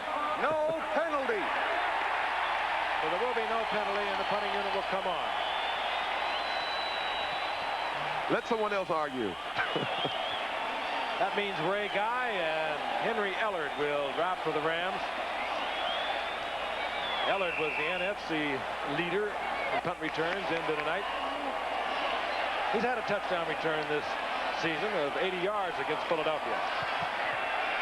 He's had one in each of his 2 previous seasons of returning punts, at least one. 2 in 1 year. And Ellard is at the 45-yard line of the Rams with a lot of respect for Ray Guy. He puts up a beauty. It'll take Ellard all the way back close to his own 35. Ellard gave it a look as though it would be to the left, tried to get back to the right and a picket line and nailed at the 40-yard line. 50-yard punt by Ray Guy. 3-yard return by Ellard. We'll be back in Anaheim in just a moment. Rams of the Raiders from Anaheim. I mentioned in the first half, when you talk to the players, there wasn't really any strong feelings that they expressed. They have not been expressing that, certainly, in the media. over the past week, but I think they perhaps have got together on either team and said, let's keep this thing toned down, let's keep it quiet, let's just go out and play the very best. The fans, however, are really into it. This game's been sold out since October. On 1st and 10, Dieter Brock is back. Looking deep. Trying to get the ball to Ron Brown, and he's complaining he should be getting a flag. Lester Hayes was running stride for stride with him, along with Otis McKinney, who had dropped in and helped from the free safety position. And Lester Hayes stays down in the end zone. He appears to be hurt. Let's take a look at the replay. McKinney nearest to you, and Hayes had a good position on. He was going for the interception. I think Ron Brown got a hand in there to deflect it. And Lester Hayes is still down in the end zone, and they are looking at Lester Hayes. That's one man they certainly cannot afford to lose in that secondary. Their two cornerbacks are two of the best in all of football, and that's why they can play such an aggressive defense with their linebackers, because they have so much confidence in their two cornerbacks. Let's take a look at it. It's not unusual as the temperature is dropping here that you can start getting cramps in cold weather. You can get more cramps in weather like this than you can in hot weather, really. I don't know if that's his problem, but it looked like he had hurt something with the first roll. I don't know why otherwise he would be giving us about 4 twists into the end zone. Watching him walk, he may be getting a little Charlie horse or something. 2nd down and 10. Raiders leading the Rams 6-3. We're in the 3rd quarter. 10:39 remaining. Rams had the football at their own 40-yard line. Dickerson. Dickerson ran into Reggie McKenzie. He goes down, and a holding call is indicated against the Rams. Dickerson got back to just about the line of scrimmage, and flag is down right in the big pile-up, and it will be holding against the Rams. Hey, Brad Van Pelt, number 91, really did a terrific job of getting penetration that time and forcing Dickerson wide. Offense holding number 72, 10 yards, 2nd down. Kent Hill over on the left side. Raiders give you so many looks, particularly in a passing situation. They'll move Howie Long around. They move all of their down linemen around to take advantage of whatever you might be offering them in terms of weaker personnel. You can see the holding right there, I believe. The holding is on Van Pelt, who did get the penetration. You see Kent Hill being called for the holding penalty. Raiders now with the 4 down linemen, and they'll just turn it loose. They're thinking nothing but pass and nothing but sack. Dieter Brock has the screen called. That was Eric Dickerson, and another flag is down. James Davis got inside the block and made the stop. Well, Jackie Slater did a good takedown on Howie Long. Howie Long had pretty good penetration. Rams are going to be back in the Coliseum very shortly. They're going in reverse. Saturday on ABC's Wide World of Sports, Olympic medalists and world champion figure skaters, including Randy Gardner, Ty Babylonia, Kitty, and Peter Carruthers, plus a special performance by Scott Hamilton and more, and a professional competition at the World Challenge of Champions, plus amazing athletes at the National Handicap Ski Championships. We'll see it Saturday. Wide World of Sports, 4:30 Eastern and Pacific, 3:30 Central Time. Irv Pankey was holding there. That was the man they called. Lester Hayes back in the game, takes the slight bow. There's no more colorful player than Lester the Molester Hayes. 3rd down, 24. Dickerson. Dickerson to the 30-yard line. O.J., he may not be hurting, but he looks like he's running very carefully. Well, he's getting tagged a little bit, and I'm sure, you know, most runners like to carry the ball on 3rd and long situations and get that average per carry up. And the fans are booing Dieter Brock, but I'm sure Brock is telling them, hey, you're not getting hit. And Brock is not calling the plays. Yeah. Mr. Robinson, the offensive coordinator over here with the Rams, are the people that are calling the plays, not Dieter Brock. Hatcher's 6th punt of the night. Come on, Jerry. That's how you set records, running them back. You make them kick a lot. This is Colton Walker. And And Walker with a good return out to the 33-yard line. He caught that ball in a crowd. 44-yard punt by Hatcher, an 8-yard return. Nowadays, it seems everybody's comparing himself to a banker. Could be a banner night to cap a banner season for Marcus Allen. He needs 5 total yards from scrimmage to break the NFL record set last year by Eric Dickerson. He needs 26 rushing yards to lead the NFL for 1985, to take that away from Atlanta's Gerald Riggs. And he needs 42 rushing yards to tie Walter Payton's record of 9 consecutive 100-yard games. Of course, Payton did that earlier this season. First down and 10, and there is Marcus Allen. Raiders has the ball at their own 33-yard line. Good play action by Wilson. Tried to go upfield, had to look back to Marcus Allen. There'll be a gain of a couple of yards, and that's all. It'll be second down and 8 as Gary Green was right there for the Rams. It's hard to imagine that the Raiders can't get the ball downfield to one of their wide receivers, because they're playing Christensen and Marcus so closely on this short passing game. You would think somebody would be open at about 18 or 20-yard turn-in pattern.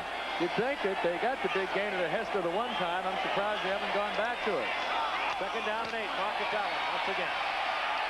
And pulled down at the 39-yard line by Jim Collins, who reached out from inside. But Allen will get about 4 out of that. It'll still leave the Raiders with a third down and 4. That could have been a big game. Bruce Davis, number 79, got his man outside, and he didn't go after him. He waited for him once the guy took an outside rush. Bruce Davis, incidentally, was voted most valuable lineman by his teammates this week.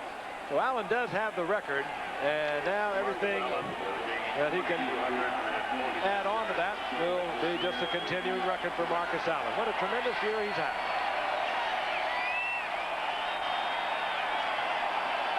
Third down and 4. Wilson, down he goes. Gary Jeter was there. And some of the anxieties are being released a little bit out there. Well, there's not a rivalry here. These guys get along beautifully together. What the heck? What do you mean rivalry and we don't like each other? I tell you what, it's interesting. Don Mosbar, number 72, and then Gary Jeter, 2 former USC guys, saying no love lost. They're different generations. Fourth down. The loss is back to the 31-yard line. Ray Guy is on. Defense has dominated this football game.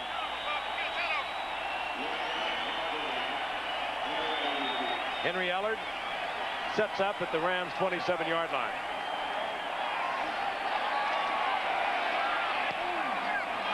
That was off Ray's foot. Does not travel as the others have traveled tonight, and that bumped into a Raider. That would kill the ball. I think that touched the Raider first. And again, we have a flaring of temper. Well, it looked like the ball may have hit a Ram also, but I don't think the Raiders had possession of it by the time they went out of bounds. I agree with you, Joe. Ben Dright, the official, trying to calm a lot of tempers that have all of a sudden flared in Anaheim. That's Otis McKinney, who was dropped by the Raiders earlier this year. He's picked up by Kansas City, played 3 or 4 games there. They dropped him, and he's back with the Raiders. A valuable special team player for them. We'll look at it from the reverse angle, and I don't know for sure that what we'll see.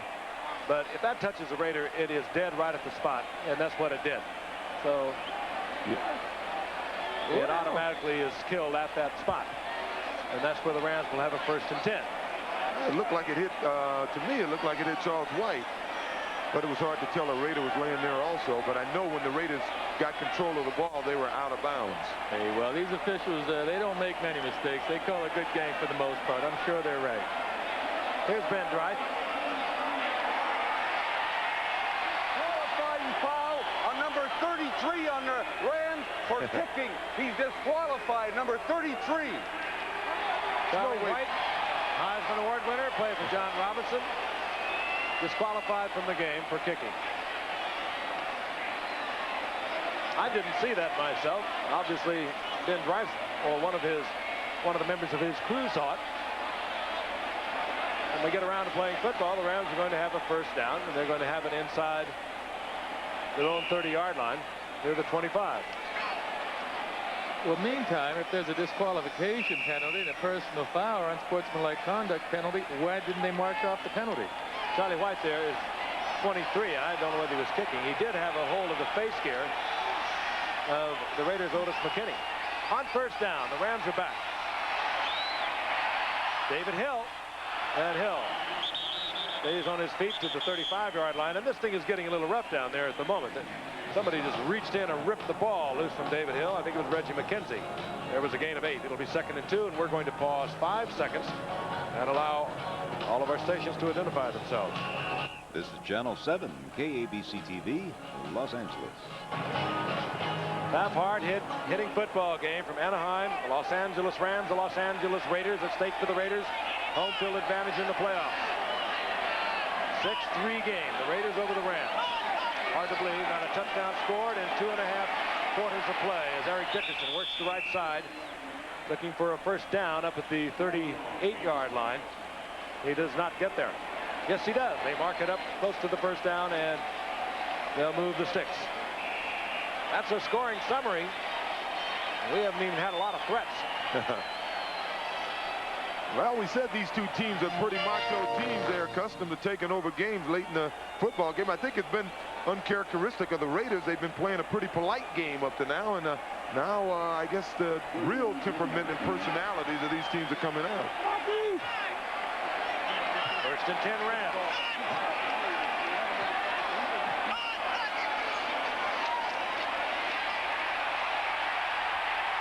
Flag is down, and Brock is also down. He was really hit. Reggie McKenzie. That pocket was collapsing, and Reggie McKenzie just bolted in there. Well, I tell you, this pocket is collapsing with 3 All-Pros up there right now. 3 Pro Bowl selections starting for the Rams in the offensive line. And this front 3 of the Raiders is mighty tough to deal with. Offensive holding number 61. Decline the penalty. It's 2nd down. That's Tony Slayton, the center for the Rams. He, of course, for the past couple of weeks has filled in for an injured Doug Smith, who was elected to the Pro Bowl. Doug Smith had a head injury 3 weeks ago in a game against New Orleans. 2nd down and 15. Ellard split to the right. There he is, top of your screen. Peter Brock has had little or no success getting the ball wide to his receivers. Dickerson almost popped one. Tripped up there by Jeff Barnes. Dickerson out over the 35 to the 36. It'll be 3rd down and 12. You know, O.J., you mentioned earlier about this group of linebackers from the Rams being good tacklers. That was one of the finest one-on-one tackles I've seen in a while made by Jeff Barnes. Well, he had good position on Eric. Eric didn't have the room that he'd like to have, but as long as they play these guys so tight, I got to think that Eric is going to break one sooner or later. A great move by Jeff Barnes under the block and right into Dickerson with perfect form. Absolutely right, Joe. 2 men on Howie Long, and Brock has time. Duckworth comes down with the football, and they're going to give it to him at near the 30-yard line. Mike Haynes was one-on-one with Bobby Duckworth. He has good speed. And the Rams very wisely had 2 men on Howie Long. It's going to be interesting, Joe. It appeared as if he got one foot down, but of course the official was right there, so he's much closer than we are. It was an excellent catch by Bobby. I'll tell you, Mike Haynes made a great play on that. He had deep help on that. He just looked into Bobby Duckworth's eyes and waited until he knew the ball was going to be there, and if it had not have been perfectly thrown, he would have picked it off. Now, that 2nd foot was out of bounds, but Haynes got a hand on him, and maybe that's why the official gave it to him. The first down is inside the 31-yard line of the Raiders. The Rams on the move. Ellard in motion. Dickerson to the 15-yard line, and yet another flag. Reggie McKenzie made the stop from behind. And the Rams are indicating that the penalty will be against the Raiders. Might have even been a face mask. It looked as though Dickerson's head all of a sudden spun around there as he went through a pileup. Getting a little testy down there. 5-yard face mask on a defense. Another first down for the Rams.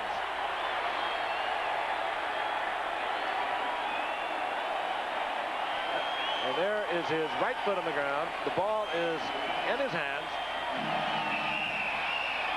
No question. Another great call by the officials. I'll tell you, when we look at it in slow motion, you wonder, and then we see it in regular speed, you wonder how they can be right as many times as they are. They have to make that instant judgment. First down Rams. They trail by 3. Rod Martin all over Dieter Brock as he pulled away from the center. I don't think he was expecting the ball that time, Frank. It looked like Dieter was surprised, and there was confusion in the backfield with Dickerson also. They have done some strange things tonight, this offensive unit of the Rams. They used up 2 of their timeouts, and well, by the beginning of the second quarter, they had used up 2. They had 10 men on the field at one time. They let the 30-second clock run down, but they are right in it. There was a loss there of 4. It's second down and 14.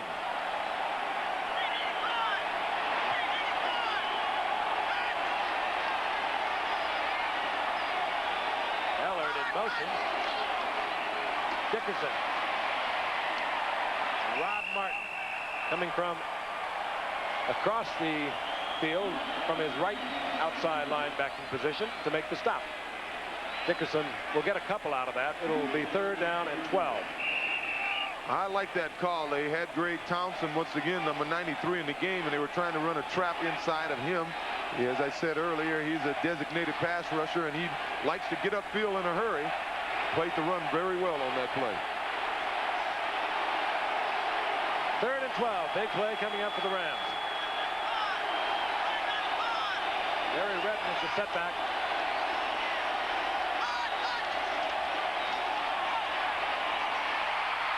Tony Hunter. Another flag is down.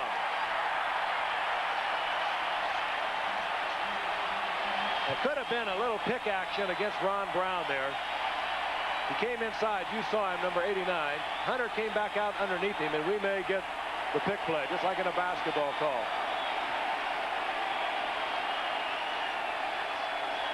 Now they're going to call a pushing. Let's take a look at it from a look at the defensive secondary, a wide shot. Ron Brown is in motion there. He'll turn upfield.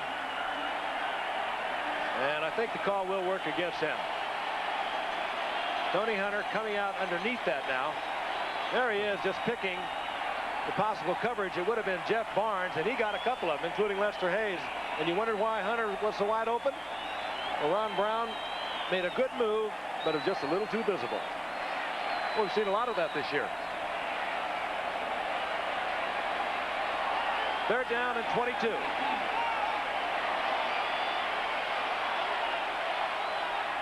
Redden stays on as the setback. Duckworth in motion. Barry Redden was tripped up. Good tackle. Jeff Barnes with another fine play. And out comes Mike Lansford to attempt to tie it up.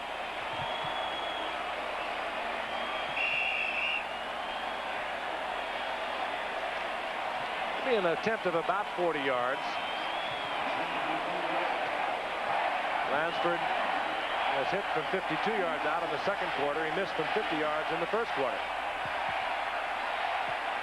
This will be a 40-yard attempt.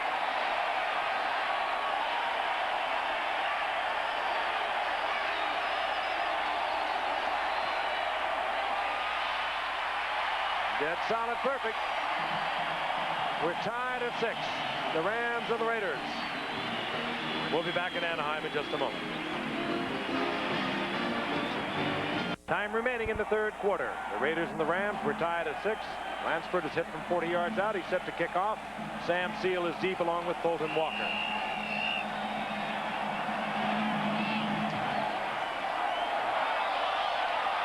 It'll be Sam Seal, and he'll stay in the end zone. The Raiders will have the ball at their own 20-yard line. Tough night for passers. Dieter Brock is 6 of 13 for 34 yards. Feather 84 yards, and Wilson is 11 of 19 for 126 with the 1 interception. Well, I think you have to give credit to the defenses in this case. Both the defensive lines have been putting pressure on the quarterbacks, especially the Raiders' defensive line. Mark's had a little more time to throw, but he hasn't found anyone open. Hester split left. Doki Williams split right for the Raiders. The wide receivers. Allen. And Allen in the arms of Eckern moves out to the 27-yard line. Gain of 7. It'll be 2nd down and 3. I would say the biggest difference in Marcus's game opposed to a guy like Eric's is once he breaks that line of scrimmage, Eric has so much explosion from the line of scrimmage to about 8 yards beyond the line of scrimmage. And in that area, Marcus is always looking to make a move while Eric is just blasting through there. He needs 14 more yards to become the NFL's leading rusher for 1985, and he gets the first down at the 33-yard line, close to the 34. Jim Collins made the stop. And on the other hand, I think the Raiders use Marcus Allen in a more productive manner, or certainly in more ways than the Rams are using Eric Dickerson this season. They throw the football to him. They put him in the passing game more. The Rams don't utilize Dickerson enough, in my opinion. Allen now needs 8 yards to replace Gerald Riggs as the NFL's leading rusher this season. Raiders first down and 10, final seconds of the 3rd quarter. Marcus Allen. There's a gain of 7 as he moves to the 41-yard line. It'll be 3rd down and 4. Or 2nd down and 4, rather.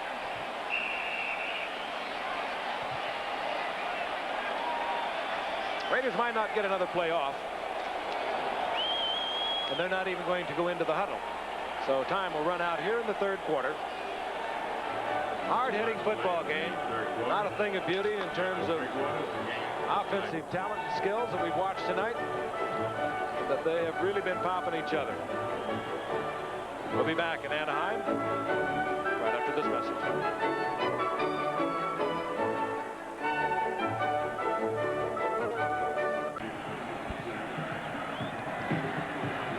A lot of festivities here tonight in Anaheim.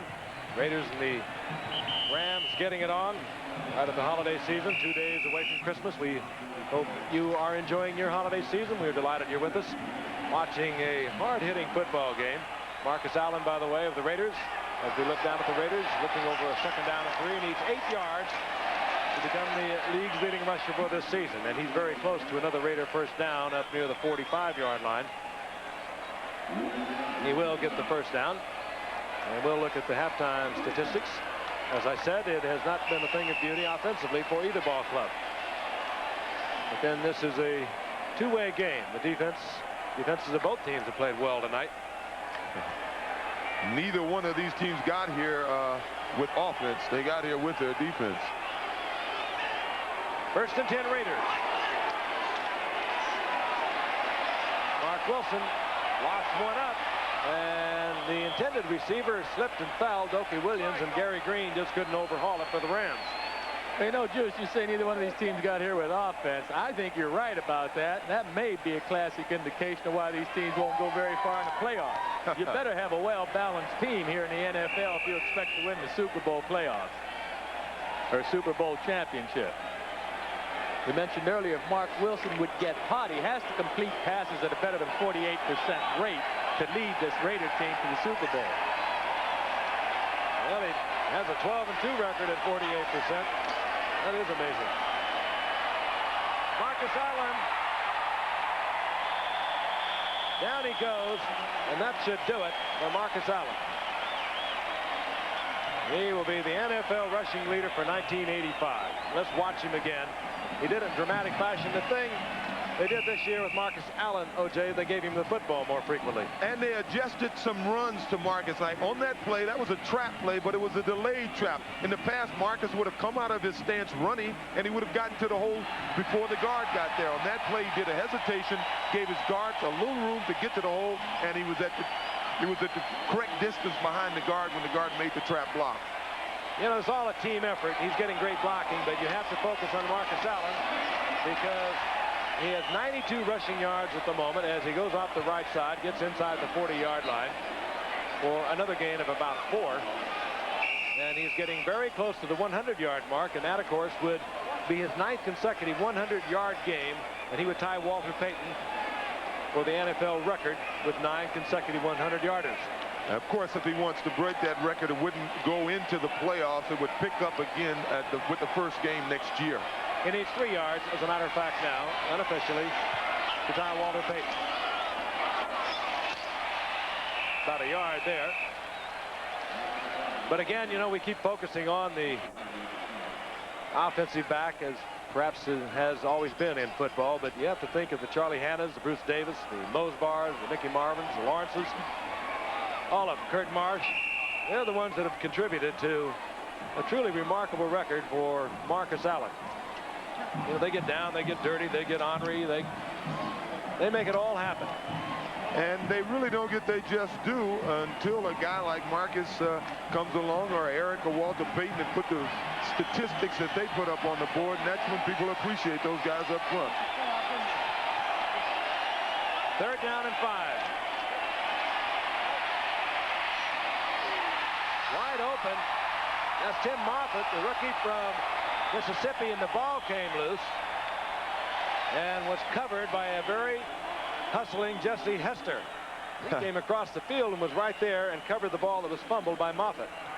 Moffitt runs downfield. It looks like he's breaking clean here as he runs by the first defender. Right now, it looks like he can go on a go pattern, but he stops and turns up instead for the completion. I'm not too sure he couldn't have gone downfield for the touchdown, but it's a big gainer nevertheless, an important one. 23-yard pickup by the 3rd-round draft pick out of Mississippi. And the Raiders are inside the 15-yard line. They have a 1st down and 10. This game is tied at 6. They played through 3 quarters and into the 4th quarter without a touchdown. Ray Junkin in motion, and Marcus Allen bulls straight ahead. Down to the 12-yard line, a gain of 2, maybe 3 out of that.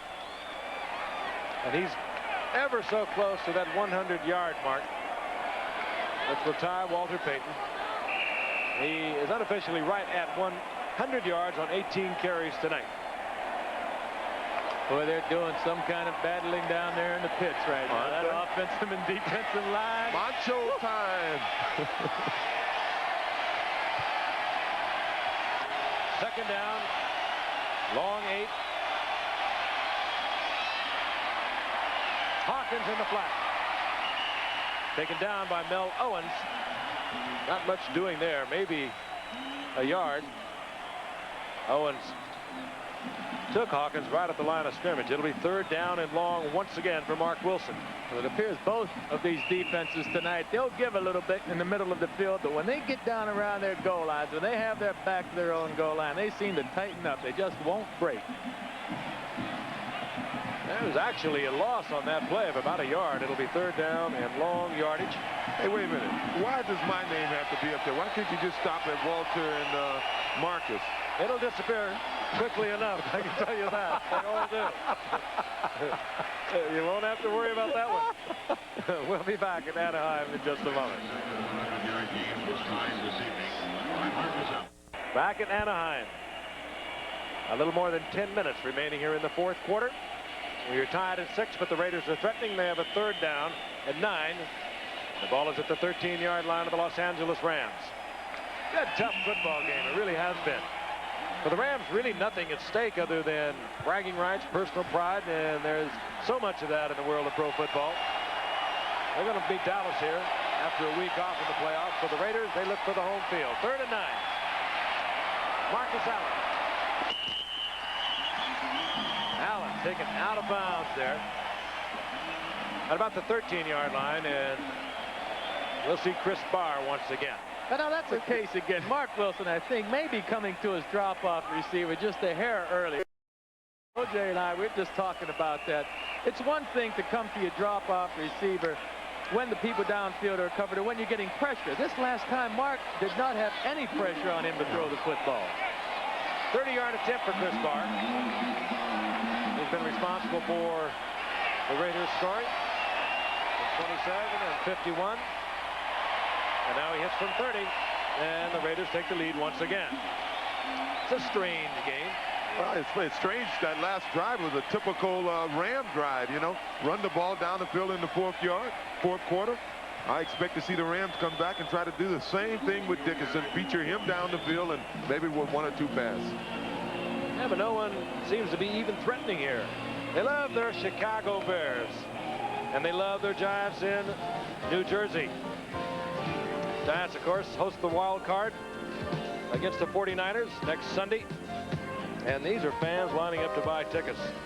Could be a whole lot of them left, because the Giants have been sold out for as long as anyone can remember back there. Yeah, Soldier Field, Chicago.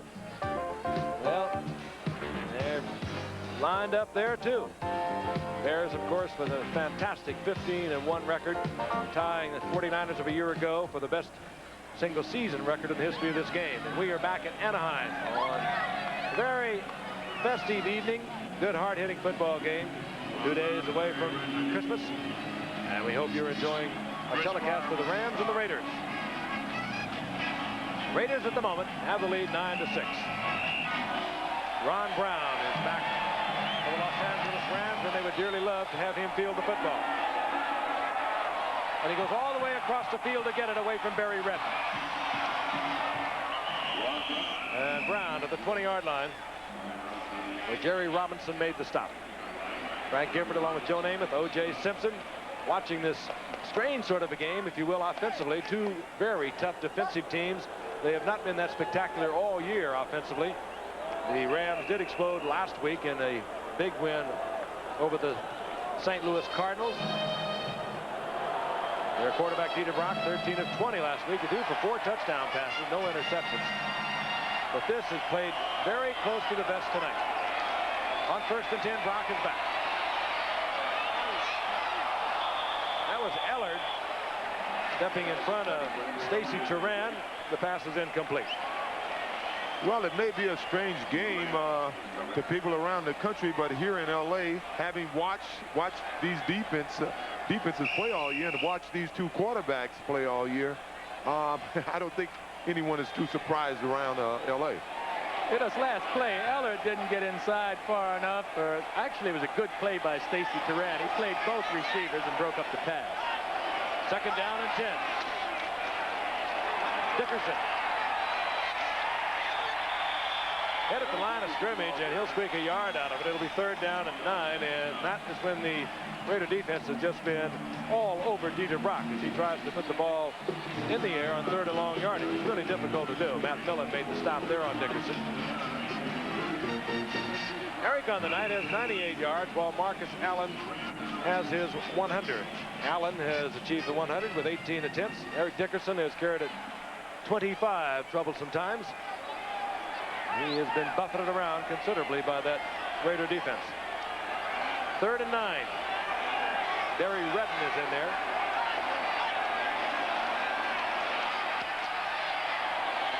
Brock trying to get the ball to Duckworth, in and out of his hands.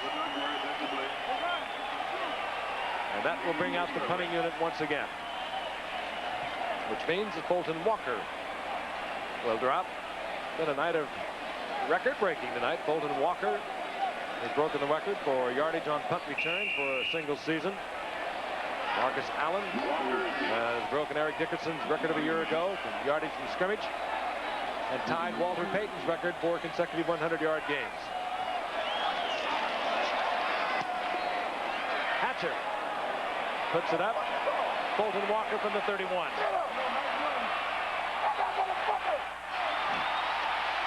Walker has a picket line set up, but he had too much speed to break it back inside. He could have got more out of it.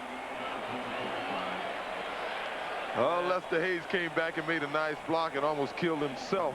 I see he's walking off the field with a bad shoulder, it looked like. Illegal man downfield, so Fulton Walker will have another opportunity. Illegal man downfield on a kicking team, decline a penalty, 1st down the other way. That was kind of a poor kick by Hatcher, and Walker had a pretty good return. He brings it out over the 45-yard line, so the Raiders have good field position. They decline the penalty, and we'll be back in a moment. Lester Hayes has been buffeted around in this football game tonight, shaken up in the end zone on a pass coverage a while ago. He's in on the pass blocking team. This is what you have to do with 45-man rosters. There he is with the block. And he suffered from that one. Went immediately to the bench, started sucking on the oxygen. Meanwhile, his teammates, his offensive teammates, have the football. 1st and 10. They're at their own 45-yard line. And they have the lead over the Rams, 9-6. Marcus Allen. Allen just exploding over that right side across midfield. Getting to the 48-yard line. Gain of 8. He's 2nd down and a long 2, and 66,000 plus attended tonight's game. Very few no-shows. 2nd largest crowd in their history here. The game, as I mentioned earlier, sold out since October. 2nd and short. Marcus Allen short of the 1st down by about a half a yard. It'll be 3rd down and short. Midway now through the 4th quarter. And we still have not had a touchdown scored. Well, this is what the Raiders want to do right now. Try and get the thing going on the ground. They're chewing up the clock as well as gaining yardage. And the Raiders defense, well, they haven't been threatened tonight at all. Well, I know one team that never made it. Marcus Allen inside the 40-yard line to the 39-yard line. 1st down Raiders. Johnny Johnson made the stop there. What a year it has been, though. The first 3 years, I think, O.J., the Raiders, they just didn't want to get him that football that often. Well, it wasn't the Raiders' maybe style. Thought he was a little fragile or something. Oh, it wasn't the Raiders' style, and they had that Raider passing game. And, you know, Al Davis' philosophy is we don't take what you give us, we take what we want. And unfortunately, with Wilson and the young receivers, they haven't been able to do that this year. And Jim Plunkett going down early. There's Marcus Allen once again. Out of bounds right at the line of scrimmage. Didn't Marcus have a problem holding on to the football early in his career? Well, yeah, he had, as I said earlier, he had about 27 fumbles in 41 games, but it just wasn't the Raiders' style. This year, after about 5 games, the Raiders had lost and got blown out earlier in the game. That's not a problem. That's an addiction. They had some problems earlier in the season, and they just weren't getting the offense. And what they did was they just went to a more conservative offense. They featured Marcus, and Marcus responded. And more than that, he's fumbled only 3 times this season. That really was an amazing turnaround. Do you attribute that to concentration or just stronger hands? 2nd and 11. Allen once again. 2 yards. It'll be 3rd down and 9. Stronger hands. Did you say stronger hands? Yeah, you know, I mean, a guy fumbles that many times early in his career. Why has he only fumbled 3 times this year? Is he concentrating on holding the football more? Is he exercised? And why does a guy fumble so often early? You're the ball carrier. I don't know. Don't forget Nightline coming up a little later after your late local news. So stay with us here on ABC. I like stronger hands, Joe. Well, you do exercise those hands and fingers. Raiders are going to use a timeout. And Raiders are down to 1 timeout. They have a 3rd down and 9. They're at the Rams 37 when we come back. 5:54 remaining in this game between the Rams and the Raiders. The Raiders leading 9-6, have a 3rd down and 8. The ball is at the Rams 37-yard line. The Raiders on the night 4 of 12 on their 3rd down conversions. Frank Hawkins is the single setback. Wilson will have a lot of time. This is Hawkins.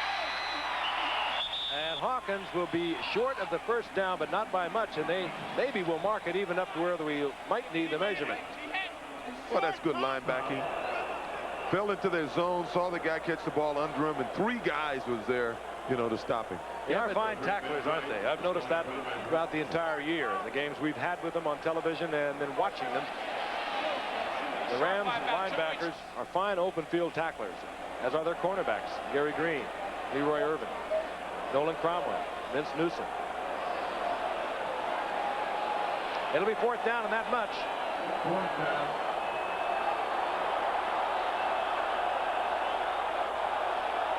Raiders leading 9-6.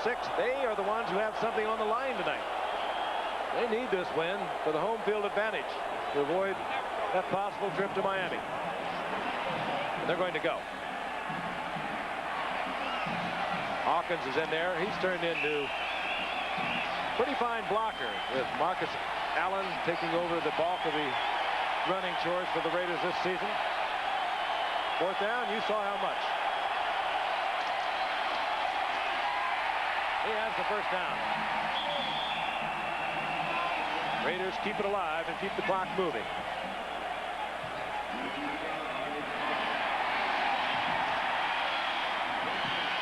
Raiders looking to go 12-4 on this season.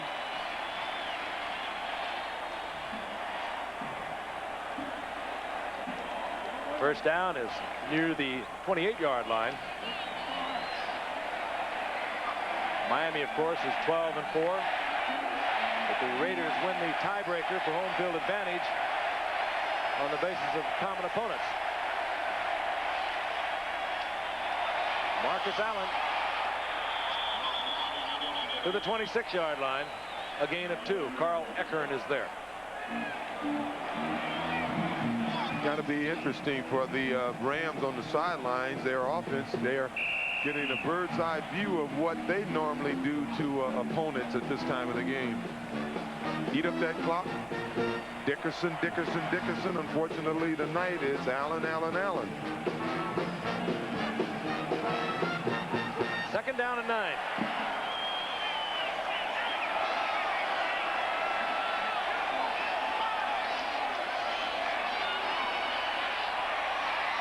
Christensen to the 21-yard line, short of the first down. It'll be third down and a long 3.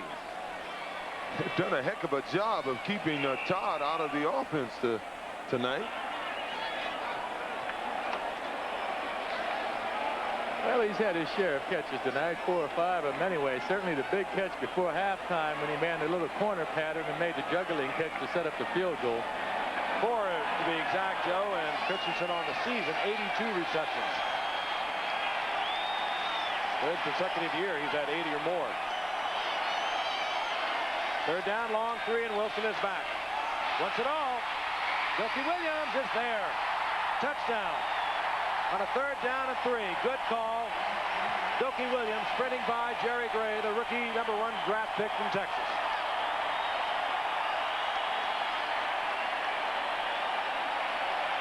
And a well-thrown football by Mark Wilson. More than that, his offensive line, they're not going to the Pro Bowl. They gave him a lot of time. That was Jerry Gray, the rookie from Texas, a consensus All-American down there for a couple of years. The Rams #1 draft pick. Williams floating right by him. Chris Barr for the conversion. 3:28 remaining, and the Raiders have taken a 16-6 lead over the Rams. Raiders are going to be home. It's a big home field advantage for the Raiders. Of course, they're going to see the Jets, who've always played them tough. In the beginning of the season, they didn't, but of course, in that game, I think both of the starting offensive tackles for the Jets did not play. And of course, New England with the weapons that they have offensively. Chris Barr bangs it. Ron Brown, I think he would have loved to have tried to bring that out. He needs 1 to tie an NFL record for 4 kickoff returns in the season. It's my opinion that enough guys don't bring them out of the end zone. When I was a kid, I'd sit at Kezar Stadium, and I don't care where the ball was kicked in the end zone, Abe Woodson would bring that ball out of the end zone. Well, Abe was something special now. You know, you're talking about a classic of all time. He didn't go very far, but he brought it out of the end zone. Back to the 10, 12-yard line. Well, he did. He led the NFL for years in a row, running back kickoff. First and 10. Tony Hunter loses the football and goes right into the arms of Jeff Barnes. Barnes still trying to claw for yardage.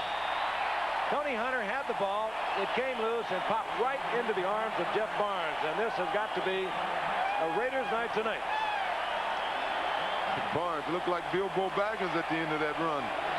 Tell you what, Dieter Brock made his best move at the end of this play. He did a little slide job right under Sean Jones. Otherwise, Dieter may have been back in the Coliseum. Somebody must have got a hand on this, or did he just throw it away? There it is. Yep. It was Stacy Turan, who is improving with almost every game he plays. And Jeff Barnes takes it all the way down to the 12-yard line. Stacy Turan got an opportunity to play a great deal when Mike Davis was hurt, and then McElroy pulled a hamstring, and Turan has really come on. Frank Hawkins, right side. After and drags him down at the 5-yard line. Johnny Johnson there to help. They mark it at the 6-yard line. It'll be second down. The Raiders can get another first down inside the 2. There's Jeff Barnes.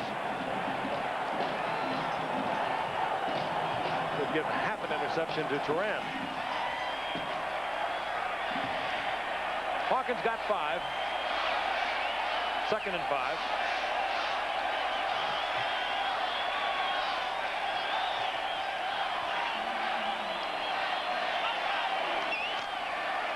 Hawkins once again.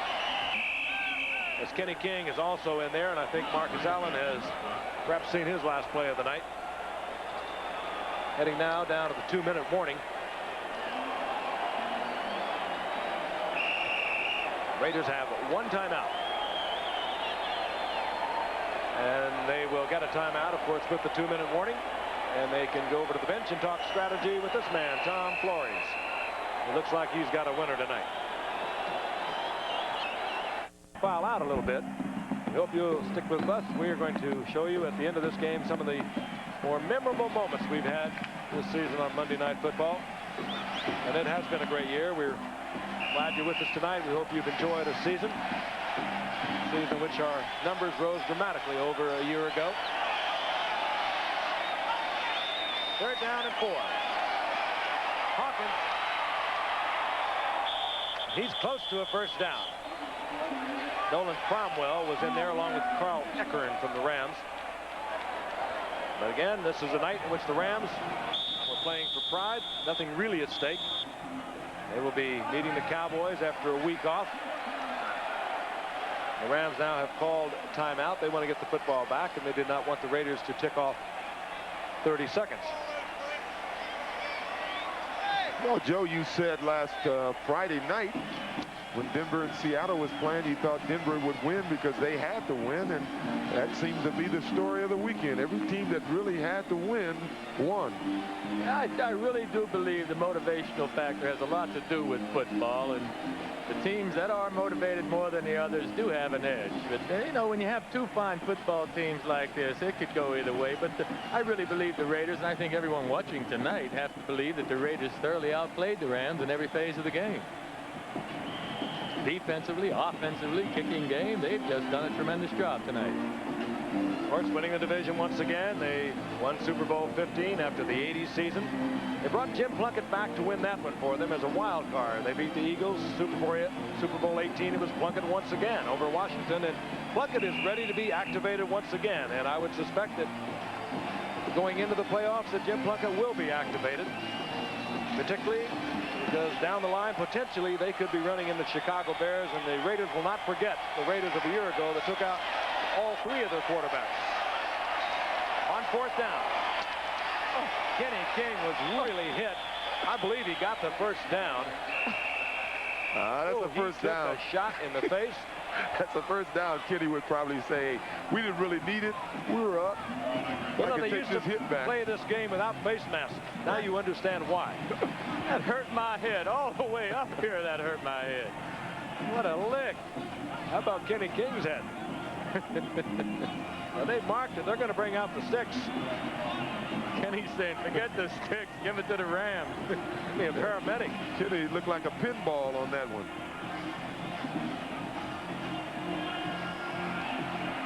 Short, and the Rams get the football back at the 2-yard line. Let's take a look at it again. It was a vicious shot. Right in the chops. Sometimes the one that looks so bad isn't the one that really is harmful. No, that's just not watching where you're running, because if he's going to cut back, he could have cut back all the way on the tackle there and not got tagged. Give me a break, O.J. You look at it in slow motion and tell him how to run it. Yeah, well, yeah, I played a lot of years of ball. I can't recall getting tagged like that. You wouldn't play very many getting tagged like that very often. First down, Rams. They trail 16-6. 1:36 remaining in the game. Through timeout. Flag is down. Dieter Brock gets the ball to Tony Hunter over the middle, but again, a flag is down, and if that was holding in the end zone, that's going to be 2 points. Yeah. It's not. It's a procedure call. And it works against the Rams, however. This ABC Sports exclusive has been brought to you by Ford and your local Ford dealer. Have you driven a Ford lately? And by Budweiser, Beechwood Age for that clean, crisp taste. This Bud's for you. And by AT&T and long-distance services, information systems, telephones, and computers, AT&T is the right choice. And by the U.S. Army, a place to be all you can be. Naki Slater was moving for the Rams, as I'm sure head coach John Robinson did not like to lose this one tonight. You don't like to go into the playoffs on a losing note. John Robinson has been successful wherever he has been, and his first professional job was right here with the Raiders back in 1975 before moving to USC in '76. But John Robinson was a roommate with Tom Flores, an assistant coach with the Raiders at the time. So, you know, the defensive effort by the Raiders really was a sensational one tonight. These two cornerbacks, Lester Hayes and Mark Haynes, did a job on the outside receivers. Of course, they had a good pass rush from the front of the Raiders, but I haven't seen a wide receiver from the Rams catch the ball yet tonight. Dieter Brock in the end zone. Throws it away. That delay a few moments ago was to reset several seconds on the clock. The intended receiver there was Tony Hunter. It'll be second down and 11. Take a look at the rushing leaders. There's number 1 sitting on the bench. He did it tonight. He needed 84. He got a bunch more. His best year by far. And he's being congratulated. He also tied Walter Payton's record of 9 consecutive 100-yard games. Became the all-time NFL leader from scrimmage, breaking Eric Dickerson's record of a year ago. Quite a night for Marcus Allen. On second down, this is Bobby Duckworth, and Duckworth steps out of bounds at the 10-yard line, short of the first down. It'll be third down and 3. Jeff Barnes chasing Duckworth out of bounds there. Well, Joe, I don't know if I ever told you, one of the most disappointing times of my life was my rookie year. The last AFL All-Star game, you were voted to the game, and I thought I'd get a chance to play with you, and you didn't show up to the game. I guess you had knee problems. I want to say it's been a pleasure being on your team this year. Thank you, buddy. You know, if I'd have had any good sense at the time, even with knee problems, I should have known all I had to do was give you the football. Heck, I could have played. Well, I'd have told you. Tony Hunter, and he'll have the first down. Out close to the 25-yard line. Stacey Turan takes Hunter out of bounds, and there is a good look at Marcus Allen. Quiet, unassuming, wonderful young man, he really is. Well, he's got that ice pack, looking like he busted his a little of his top lip. Marcus is not going to like that. Now, why right now do the Rams have Dieter Brock in the game? Why do they have people in the game that they're looking to go into the playoffs with a minute 17 seconds left on the clock? Well, maybe they're trying to get rid of him. Don't want to go into playoffs with him. What are they trying to prove with Hunter out here catching these sacrifice passes? Somebody has to catch it out there, Joe. Well, run the clock then. Let's get ready for the playoffs. Give this game up right now. I'm sorry, but I just say let's get ready for the playoffs. Yeah, I agree. What is Dickerson doing out there? We're in the final minute of the regular season for both the Rams and the Raiders, and there was contact made before the ball was snapped and the whistles blew. Tell you that our travel arrangements have been made through and a promotional fee paid by United Airlines. United flies more people to Hawaii than any other airline. Nobody knows Hawaii like United. And again, immediately following the game, we'd like for you to stay with us. We're going to show you some of the great moments that we've enjoyed and many of you have enjoyed over the course of the season. 52 seconds remaining. It'll be second down and 10.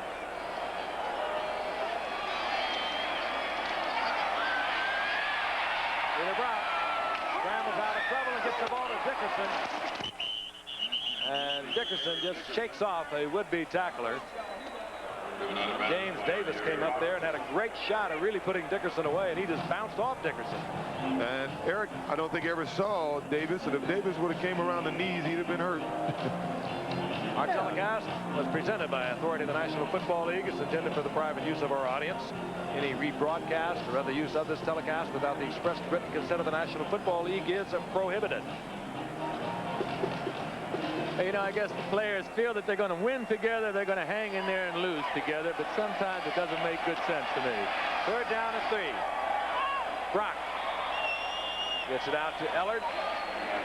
Ellard will have a first down up at the 49-yard line with 38 seconds remaining. We'll remind you also, February the 2nd from Honolulu, we'll be bringing you the Pro Bowl. And, of course, from the Rams, Marcus Allen will be there. Jackie Slater, Dennis Hara, who, by the way, announced his engagement yesterday to Teresa Conley. Had lunch with him over at his place, the Legends, and he was out buying a ring. First down and 10. Barry Redden. Redden picks out the first down marker and steps across it for another Ram first down. James Davis is going to be looking for a job. He continues to do this. That's 2 times he had a speed on the guy with the ball and came up empty-handed. Dennis Harris' new bride, by the way, was his bartender. How about that? Wow. He said she's going into ownership. He's telling that right. Quite a lady, Teresa Conley. First and 10 Rams.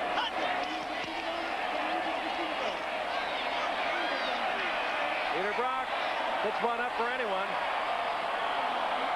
Out of the end zone. Well, you got to keep it between the white lines on the playing surface, you know, not off the field.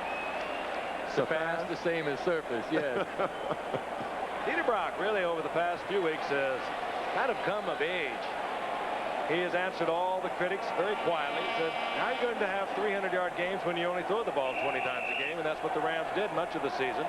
They started to open it up the past couple of weeks. Tonight he's 13 of 24 for 147, but started to open it up, and he has been the hottest quarterback in the league. For the past 4 weeks, his rating is 115.5. So we'll see how it works for the Rams in the playoffs. Wow. Fires a shot that Lester Hayes had right in the hands, and he is upset. Lester Hayes, 4 interceptions on the season. He had that big year back in 1980 when he had 13, and since then he has never had a season in which he's caught intercepted more than 4. And that would have broken that little string. Well, you know, right after that season, they outlawed Stickum, and Lester was quite a visual sight during those days with Stickum on his pants and Stickum on his arms and Stickum on his jersey. And psychologically, he just has not held on to the ball. He's had his opportunities since then. If that's been the problem, he's got a major problem. Brock throws it behind Redden, incomplete. Davis back there covering. Rams are down to 4th down. That 40 on the shoulder pads indicates the numbers of years of the franchise. All right, Dieter, you'll be back in those playoffs, buddy. I know you'll have a good game then. You know, the Rams, or the Raiders, excuse me, could make a quarterback and an offensive team look bad, and that's what they've done tonight. I look for the Rams to come back in that first playoff game and play a much better brand of football. Raiders, of course, will meet the wild card winner of New England and the Jets. The Rams will go on. They'll meet Dallas in the playoffs. Week after next, that's Tony Hunter. 5 seconds remaining. One of the players echoing the sentiments of many, get it over with, he said. Yeah, I don't understand why the Rams will call a timeout. They're going to the playoffs. They have 2 weeks to get ready. There's no chance they're going to win this one. That's Jack Youngblood. Earlier, if you weren't with us, they retired his jersey at halftime after 14 great years. Big number 85 coming in from the left side. The Rams went to a 3-4 a couple of years ago, and they thought Jack Youngblood, he wasn't very big. They thought he wasn't going to be able to play that defensive left end in the 3-4. Well, he had a great year his first year, and then with a back problem a year ago, he decided to call it quits. great year. We hope you've enjoyed being with us. We've had a lot of fun traveling around the country. We had a lot of fun just trying to get to Los Angeles from Seattle, where, again, I'll say this for a lot of my friends in Seattle, they're great football fans, but boy, I'll tell you, they have been going through some kind of personal hell up there with that fog. They really have. And now you call it fun trying to get here from Seattle or trying to get into Seattle. It was sure far from fun last week when we were trying to get there and back. 5 seconds on the clock. One would speculate that Peter will try to get one into the end zone, maybe something crossing over the middle. The Rams have deployed 4 wide receivers. Really well out of the end zone. And that's the final play of the game. Raiders defeat the Rams 16-6. Los Angeles Raiders 60. Los Angeles Rams 6. Remind you once again. Final words being expressed. That's a good shot, isn't it, Marcus Allen? They have tried to create so much division between those two, Marcus Allen and Eric Dickerson. It just has not worked. Once again, the Raiders over the Rams 16-6. And it has been quite a year for all of us here on Monday Night Football. We started out in August with the Hall of Fame game, and tonight represents our 24th and final game of the year. Of course, you hear and see the 3 of us, but believe me, behind the scenes, we have some of the most talented people in this business who make it all happen for you. Let's meet them now as we look at some of 1985's more memorable moments.